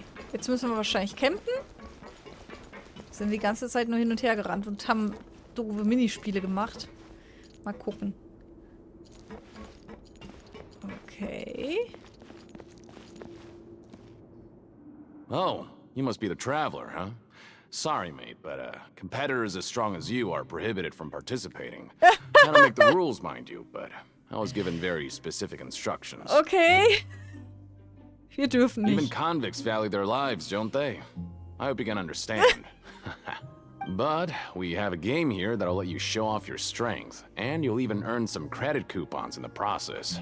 What do you think? And if we lose the game, will it cost us credit coupons? Of course. That's the cruel reality facing every competitor in a place like the Pancration Ring. Ich versuche es, auch wenn ich nicht wirklich die Wahl habe. Okay, great.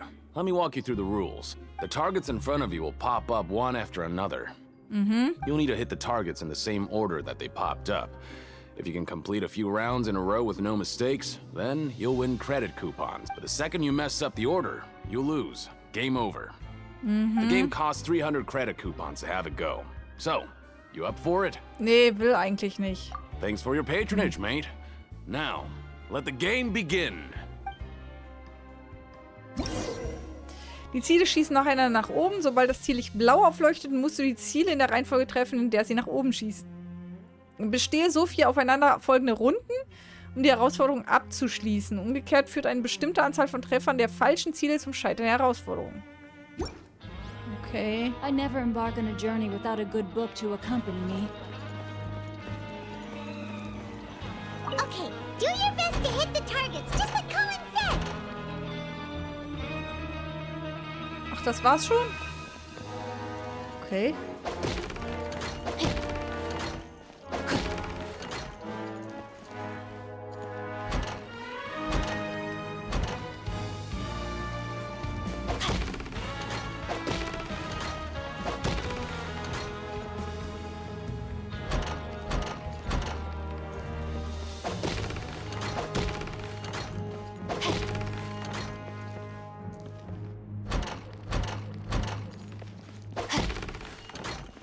Noch so ein blödes Minispiel. Ich bin voller Genie. Das war jetzt aber schwierig. Your strength really shouldn't be underestimated. Now I get why you're prohibited from participating Was in hat denn any das jetzt mit official meiner Stärke fights. zu tun? So ein Blödsinn. Nobody who values their life would be willing to get in the ring with you. Du schmeichelst mir. However, you two haven't tried betting on the outcome of a Pancration match yet, have you? Just go talk to Rusimov. Buy a ticket for whichever fighter you think will win. There's a big payout if the fighter you support comes out on top.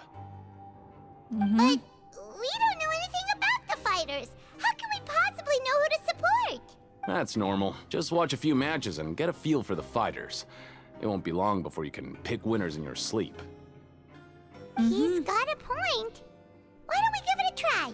If we have enough coupons, we could probably bet at random until we figure everything out. Toll, das macht ja total Sinn. Bet at random, huh? Well, how should I put it?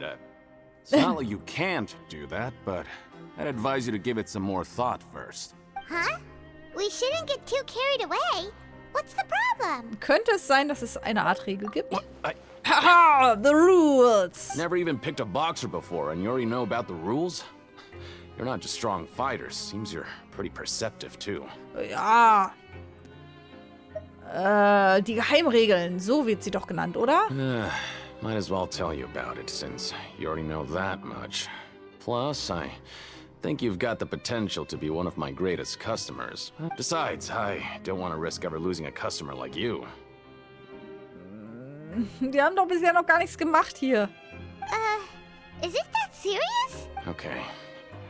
The hidden rule here is, if you buy both boxers' tickets and support them both, something bad will happen the next morning. Schon wieder?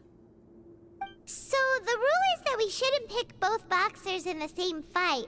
But if anyone actually did that, wouldn't they be guaranteed to lose coupons? Who would do that anyway? And what do you mean by something bad will happen? How would I know? Not like I'm stupid enough to do that. Er verstößt gegen die erste Regel. Er spricht über die Regeln. But I've heard a story about the rule. According to the rumor, there was a masked boxer who possessed incredible skill and power. None of his opponents even stood a chance against him. However, in the final match, the organizers told him to take off his mask. He refused and never showed up to the fight. And after that, he was never seen again. Some say he died, or that he was taken care of by the event's organizers. But everyone remembers that he was someone who cherished honor above all else. In his eyes, supporting both boxers in a match would dishonor the competition itself. Okay. So you mean it's like a curse? He'll take vengeance on anyone who does that? Hast du mal gesehen, wie wirklich aussieht? No, he was always wearing a mask, like he was intentionally trying to hide his identity. I don't even know anything about his past. Traveler, do you think that boxer was... Ich werde das mal versuchen. Huh? We will? You're not serious, are you? Doch. Look, here I was just trying to be nice and warn you, yet here you are trying to break it on purpose? Yeah, it sounds pretty scary to Paimon. Für mich hört sich das nach einem guten Hinweis an. Seems you've made up your mind. Just be sure to protect Paimon, okay?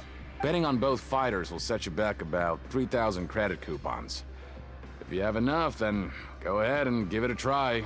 Just don't come running back to me if something happens. 3000! Und ich war so stolz, dass ich so viele hatte.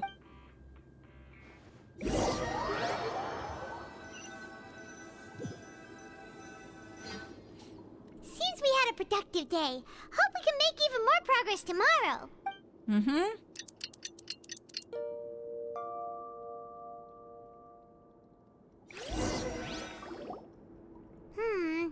Maybe we can make some progress in our investigation today. What do you have planned for us? Okay. Geh in die Konzentration, nachdem du 3000 Tauschscheine erhalten hast. Okay, passt. Dann, ja, machen wir genau das. Tauschscheine ausgeben, um die Arbeit zu umgehen. Erstmal zur Arbeit. After working here so long, we're really starting to get the hang of it. But doing the same thing all the time can get old. Geht schon. Schauen wir mal, ob es irgendeine einfache Arbeit gibt. Yeah, it's good to kick back and relax once in a while. Weil es ja zuletzt nicht ging mit den Skippen. Warum auch immer.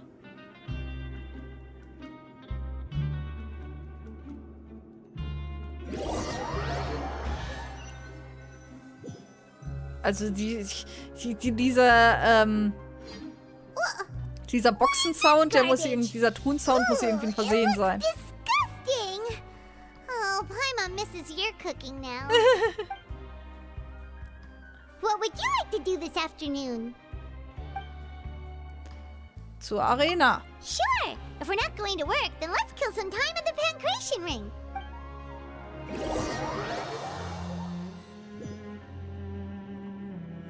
The rules. Are you two here to buy tickets? Better be quick about it. Another match is about to start. Who are the boxers in the next round? We have the reigning champ, Le Grappler, versus a contender from the Eastern Prison Block, Demon Horde. Are those their nicknames, or did they choose those names themselves? Either way, super weird. Yeah. Since you're new around here, I'll help you out and give you a little suggestion. Even though Le Grappler is the crowd favorite, Demon Horde is a first-class dark horse with incredible potential. Anyway, for this match, I recommend that you pick... Wir kaufen für beide Karten. Huh? For both Yeah. fighters? I could tell you're new to this, but I didn't think you were completely close. Maybe you don't quite understand the rules, no? Let me try to explain again for you more clearly. Nee, passt schon. You see... Oh, no need. We're aware that we're going to lose coupons. All right then, if you're absolutely sure. Remember, no refunds once you buy the tickets. Yeah, we got it. Just shut up and take our coupons. Was kommt jetzt?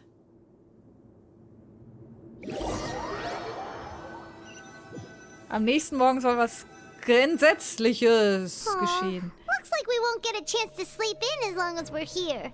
Oh, ich brauche Soundeffekte. Ich brauche Soundeffekte. So Gewitter. Etwas Entsetzliches. So, oh ja, ich brauche einen Hot-Button, der Gewitter macht und meine Stimme verzerrt. Das geht? Bestimmt. Bestimmt.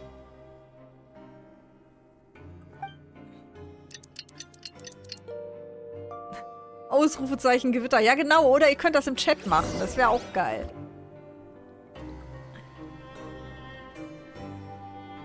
Hey, traveler. Paimon. Package here for you. The next time you buy something, go pick it up yourself. I'm not a delivery man, you know. Okay. Huh? A package? For us? Did you buy something, traveler? Paimon's not quite awake yet, so why don't you go take a look? Ich habe nichts gekauft. Oh, right! Yesterday we broke the hidden rule and bought tickets for both boxers. Oh, maybe this package is the bad Oh Gott, eine thing that Colin Briefbombe. said would happen. Es gibt die Möglichkeit von Sound-Commands wie via Kanalpunkten. Ah, da gibt es irgendein Plugin wahrscheinlich, ne? Aber will ich das machen? Muss ich mal gucken.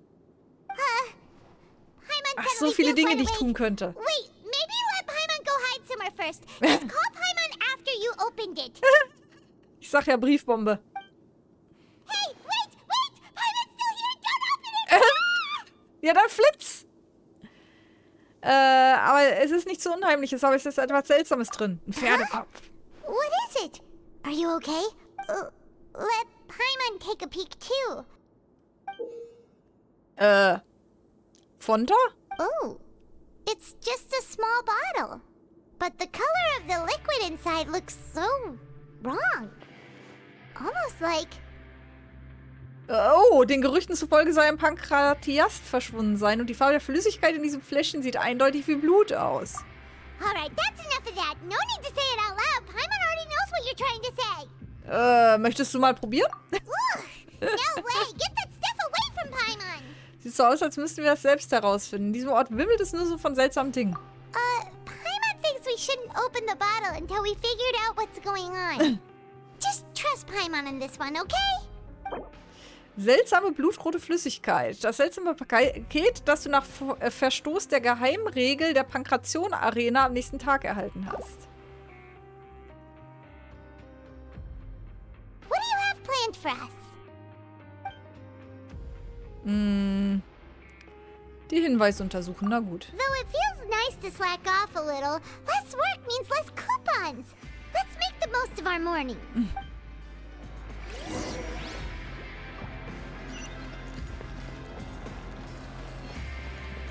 Time to act. Dann suchen wir mal.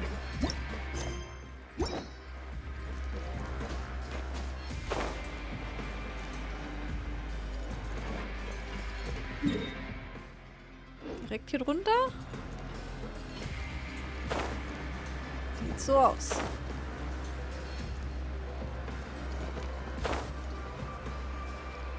Werbeagent. If there's no way to send it all out, then maybe I'll never get a chance to leave.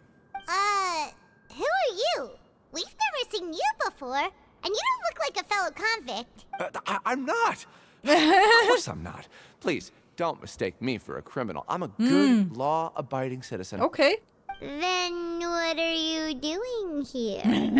I'm a promoter for Fontico, and I'm usually responsible for promoting our drink products. I thought I could complete my task here quickly and return to headquarters, but I've been here way longer than I Ihr habt anticipated. nicht zufällig rote Fonta produziert? Oh, a promoter from Fontico? So what kind of problem did you run into? I'm so upset. It's all because of that Duke. After discussing the company's promotional plans with him, he told me outright that my project was worthless. Sure. However, in light of our long history of successful collaboration, I still tried to patiently explain the details. However, to my surprise, he just cut me off while I was speaking. Let me take a moment and recall his exact words. Oha. I'm just gonna stop you there and say no. If anything, I'm saving you time. It seems you don't fully understand the value of credit coupons here, nor do you understand the value of your own products.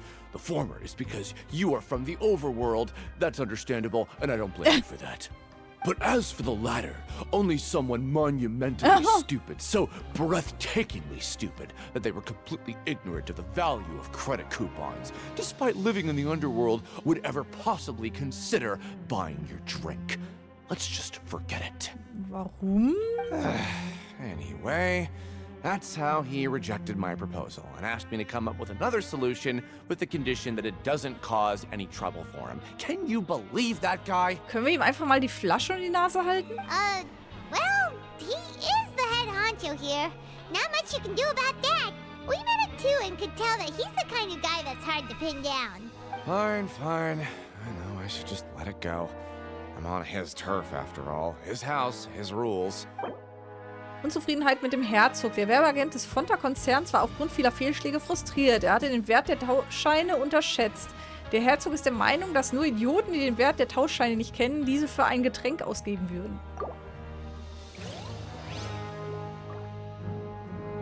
Boah.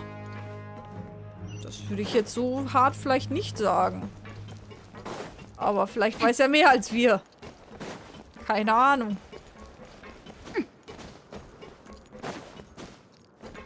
Na, ich glaube, wir schaffen es nicht, das heute abzuschließen. Aber ich würde zumindest diesen Quest-Part gerne fertig machen, wenn ich nur wüsste, wie viel da noch zu tun ist.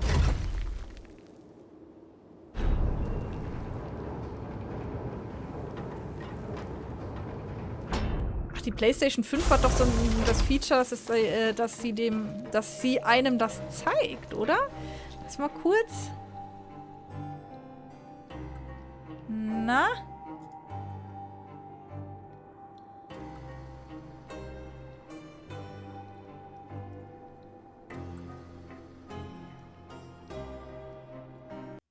So. Irgendwie hat es nicht geklappt. So.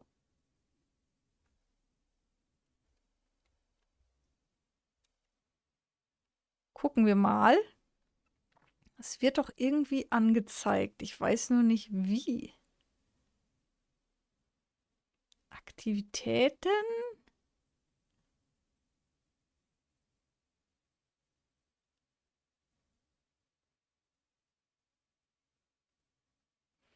Also Kapitel 4, dritter Akt, haben wir jetzt zu 50% durch. Also wir sind jetzt bei der Hälfte.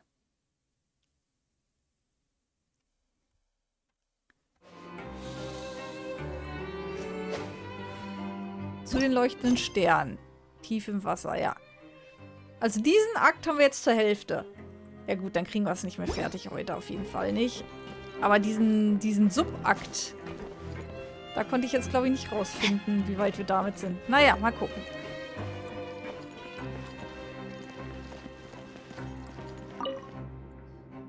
Hey, I heard you crazy fools really did it. You bought tickets to support both fighters, didn't you? Well, did anything happen? Well, the next day we received a mysterious package, but we still haven't made any sense of the contents. So it is real. You didn't become cursed or anything like that, did you? Are you both still okay? Wait, are you sure that it's still you controlling your bodies right now? Naja. Paimon's not sure. What do you think, Traveler? Is Paimon still Paimon? So eine Frage kannst auch nur du stellen. Also geht's dir gut. Oh, okay. Well, that's good. Yeah, you two don't Ich kann dir noch Zeit verschaffen, wenn du willst. But I wouldn't let your guard down just yet. Ich muss morgen früh raus. Aber theoretisch ja. Still, I didn't expect you would actually do it. You'd actually throw away coupons like that just to satisfy your curiosity? Ja. Even if we bought tickets like everybody else, it's not like we could hope to earn any coupons. When it comes to things like this, it's always the organizer who makes the real profits. Hey, just what are you trying to imply? The Pancration Ring is an honest business, and we really don't make much from selling tickets. We make so little that even the current tournaments can only be held thanks to funding from the producer of Fonta. Aha! Ich sag doch, das ist rote Fonta. Oh, so it's the company that manufactures Fonta sponsoring the events? Paimon thought all of this was thanks to the Duke's support. Let's just say it's a mutually beneficial arrangement. They reached out to us first, hoping to promote Fonta products in the fortress of Méropide. Das ist eine sehr wertvolle Information. Anyway, you try and take extra good care of yourselves these next few days, you hear?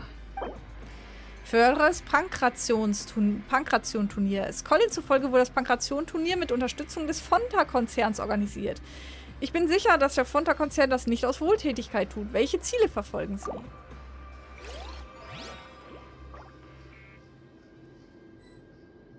Sieh dich um und suche nach Hinweisen. Okay. Hier? Hier? Okay, ja, doch. Hey, what are these papers scattered all over the ground? Are they registration forms or something? Maybe not. Every page has the Fontaco symbol on it. Maybe it's some flyers from the company. Werfen wir schnell einen Blick darauf, bevor noch jemand kommt. Okay.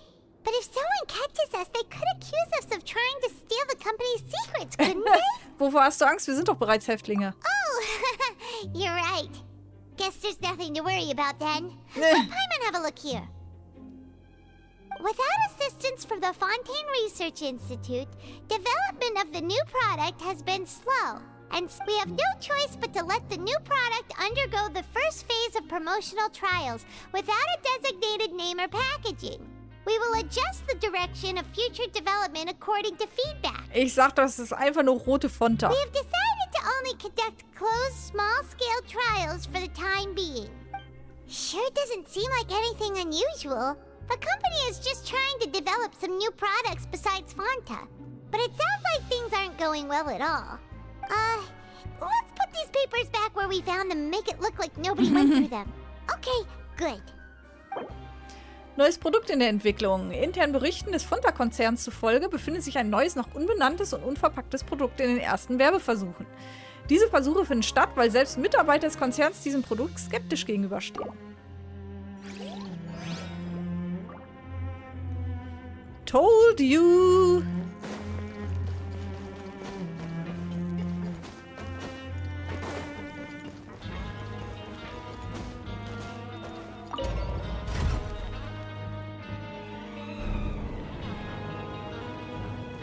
Alles gut, als wenn ich dich um deinen Schlaf bringen würde. Nein, würdest du nie tun. Body and mind.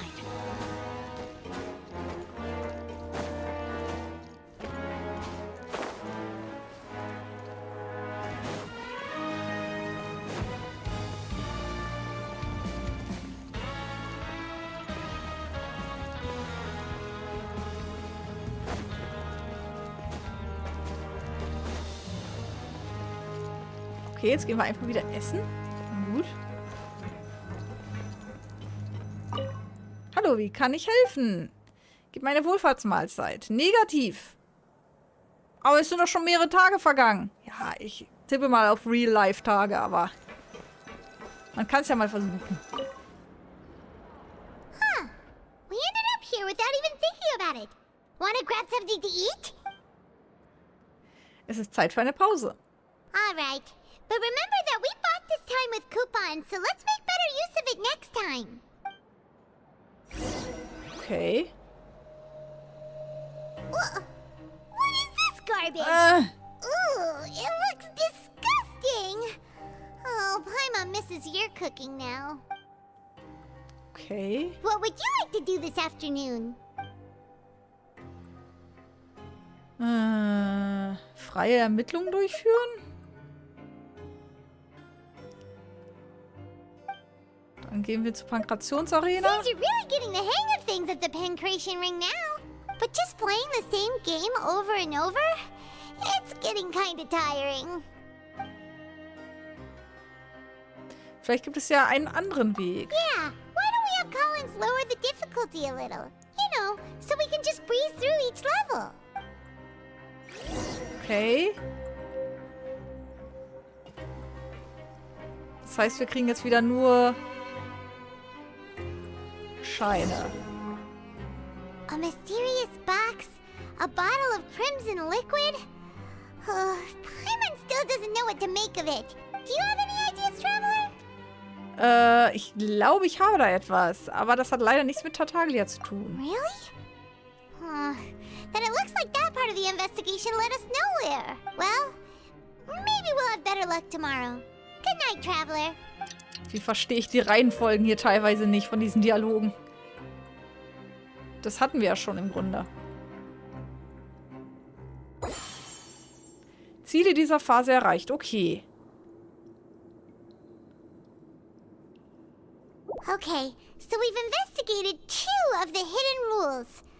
Paimon didn't think this prison would have so many weird things going on. We'd better pick up the pace with our investigation, otherwise we'll never get anywhere.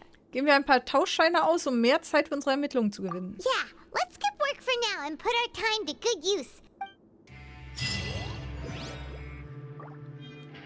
Aha, da ist der neue Auftrag. Sehr gut, das passt doch. Dann würde ich sagen, die Perspektive des Grafen im Traum, dass wir uns langsam Richtung Bettchen begeben. Aber ich überlege, wollen wir noch mal ziehen? Auf den Neuvillette oder auf Hutau? Auf der anderen Seite, wie ich schon sagte, die 4-Sterne-Charaktere sind eher so nicht so attraktiv gerade. Geben wir dem Neuen eine Chance, als wenn ich den jetzt ziehen würde. Also, einmal noch 10 Ziehungen. 3, 2, 1, Daumen drücken und los geht's. Nein. Was kriegen wir für 4 Sterne? Eine Diona. Perfekt. Die eine, wo ich noch was für brauchte. Eine Diona ist schon mal gut.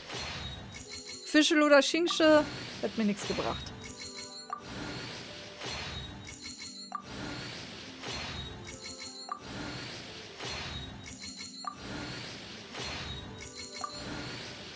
Noch vielleicht irgendwo 4 Sterne? Oh, ein Drachenschreck. Okay. Habe ich auch schon lange nicht mehr gezogen. Okay, nice. Gute Ziehung. Gute Ziehung eigentlich. So. Doppelt auf Eis. Erhöht die Stufe der Fähigkeit Eistatzen. Sehr gut. Besserer Schild. So, verleiht Figuren im Feld von jedem folgenden Effekte. Erhöht den passiven Heilungsbonus, erhöht die Elementarkunde. Nice. Also noch eine Diona wäre nice. So, und den Drachenschreck habe ich bekommen. Den verwende ich, glaube ich, gerade nur für Qiangling. Die Frage ist, will ich ihn hier jetzt einsetzen, um den Speer aufs Maximum zu bringen? Oder will ich ihn behalten, falls noch jemand anders ihn verwendet? Ich schau mal, welcher Charakter den noch gut verwenden kann.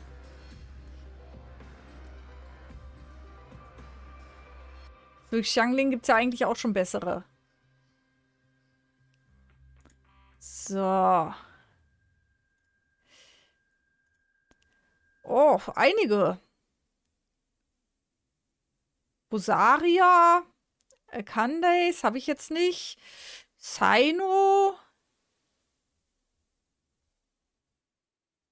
Ja, Saino könnte den gut verwenden.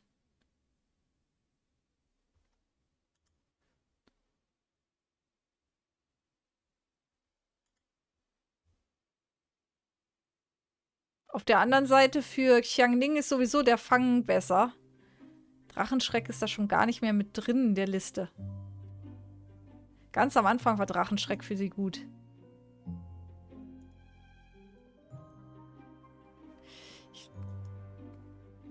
Ich glaube, ich behalte den erstmal separat. Erhöht den von Hydro- oder Pyro-Effekten betroffenen Gegnern zugefügten Schaden um 32%. Aber was bringt das denn dann Saino? Der ist doch Elektro. Ja gut, je nach Team, ne? Und weil Elementarkunde drauf ist. Gut, das ist auch noch ein Grund. Hutau macht schon eher Sinn, ja. Aber die habe ich ja nicht. Und Rosaria hat ja auch nicht Pyro oder Hydro.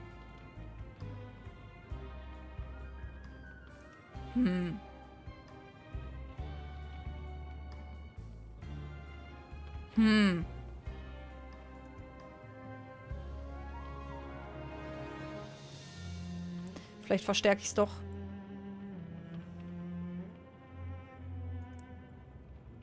Ich glaube, ich verstärke sie doch einfach mal. Ich habe sie jetzt so... im Zweifel gebe ich ihr halt einfach dann der Fang. Weil das kann man ja erspielen.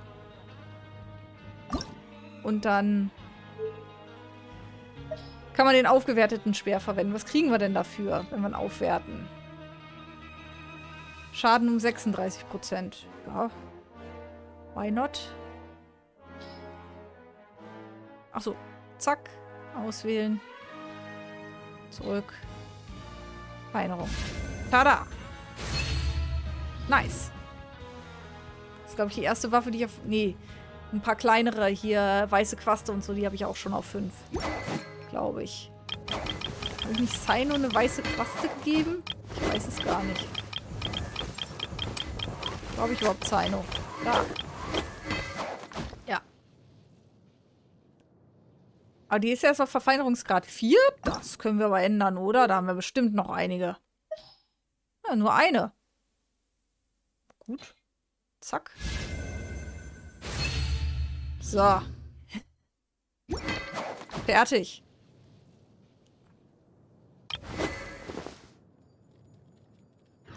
Schön, schön. Nee, liebe Leute, dann würde ich sagen, reicht erstmal. Wir haben sowieso keine Urgestein mehr, um nochmal zu ziehen. So schieben wir zumindest den Counter hoch, dass wir mal wieder einen garantierten 5 Sterne kriegen. Muss ja nicht in dieser Runde sein. Schauen wir mal. Aber jetzt ist erstmal gut. Aber genau, eine erholsame gute Nacht. Dankeschön. Wir sehen uns ja schon morgen wieder. Aber ein bisschen früher, 19:30, ne? Ich hoffe, das klappt, weil ich habe es ein bisschen knapp kalkuliert. Aber schauen wir mal, dass ich pünktlich Schluss machen kann. Also morgen 19:30 spielen wir wieder ein bisschen Hollow Knight. Ein paar optionale Bosse machen. Genau. Ja. Dafür war ja am Dienstag nichts. Und nächster Genshin Impact Stream. Ich denke sehr stark darüber nach, Genshin Impact in Zukunft am Donnerstag zu machen. Weil die meisten Events starten donnerstags und dann habe ich meistens irgendwie dienstags diesen Leerlauf und dann muss ich auch noch ständig, ja, regelmäßig, sagen wir es so, dann doch switchen, weil das Update immer dienstags ist. Von daher würde ich fast sagen, ich gehe mal auf donnerstags mit Genshin Impact. Ist aber noch nicht sicher, gucke ich mal. So, meine Lieben, ansonsten wünsche ich euch einen schönen Abend. Schlaft gut, wacht erholt auf. Habt einen tollen Tag morgen wie immer. Und wenn ihr mögt, sehen wir uns dann schon morgen um 19:30 wieder an dieser Stelle mit Hollow Knight. Gute Nacht, ihr Lieben. Bis dann. Ciao, ciao.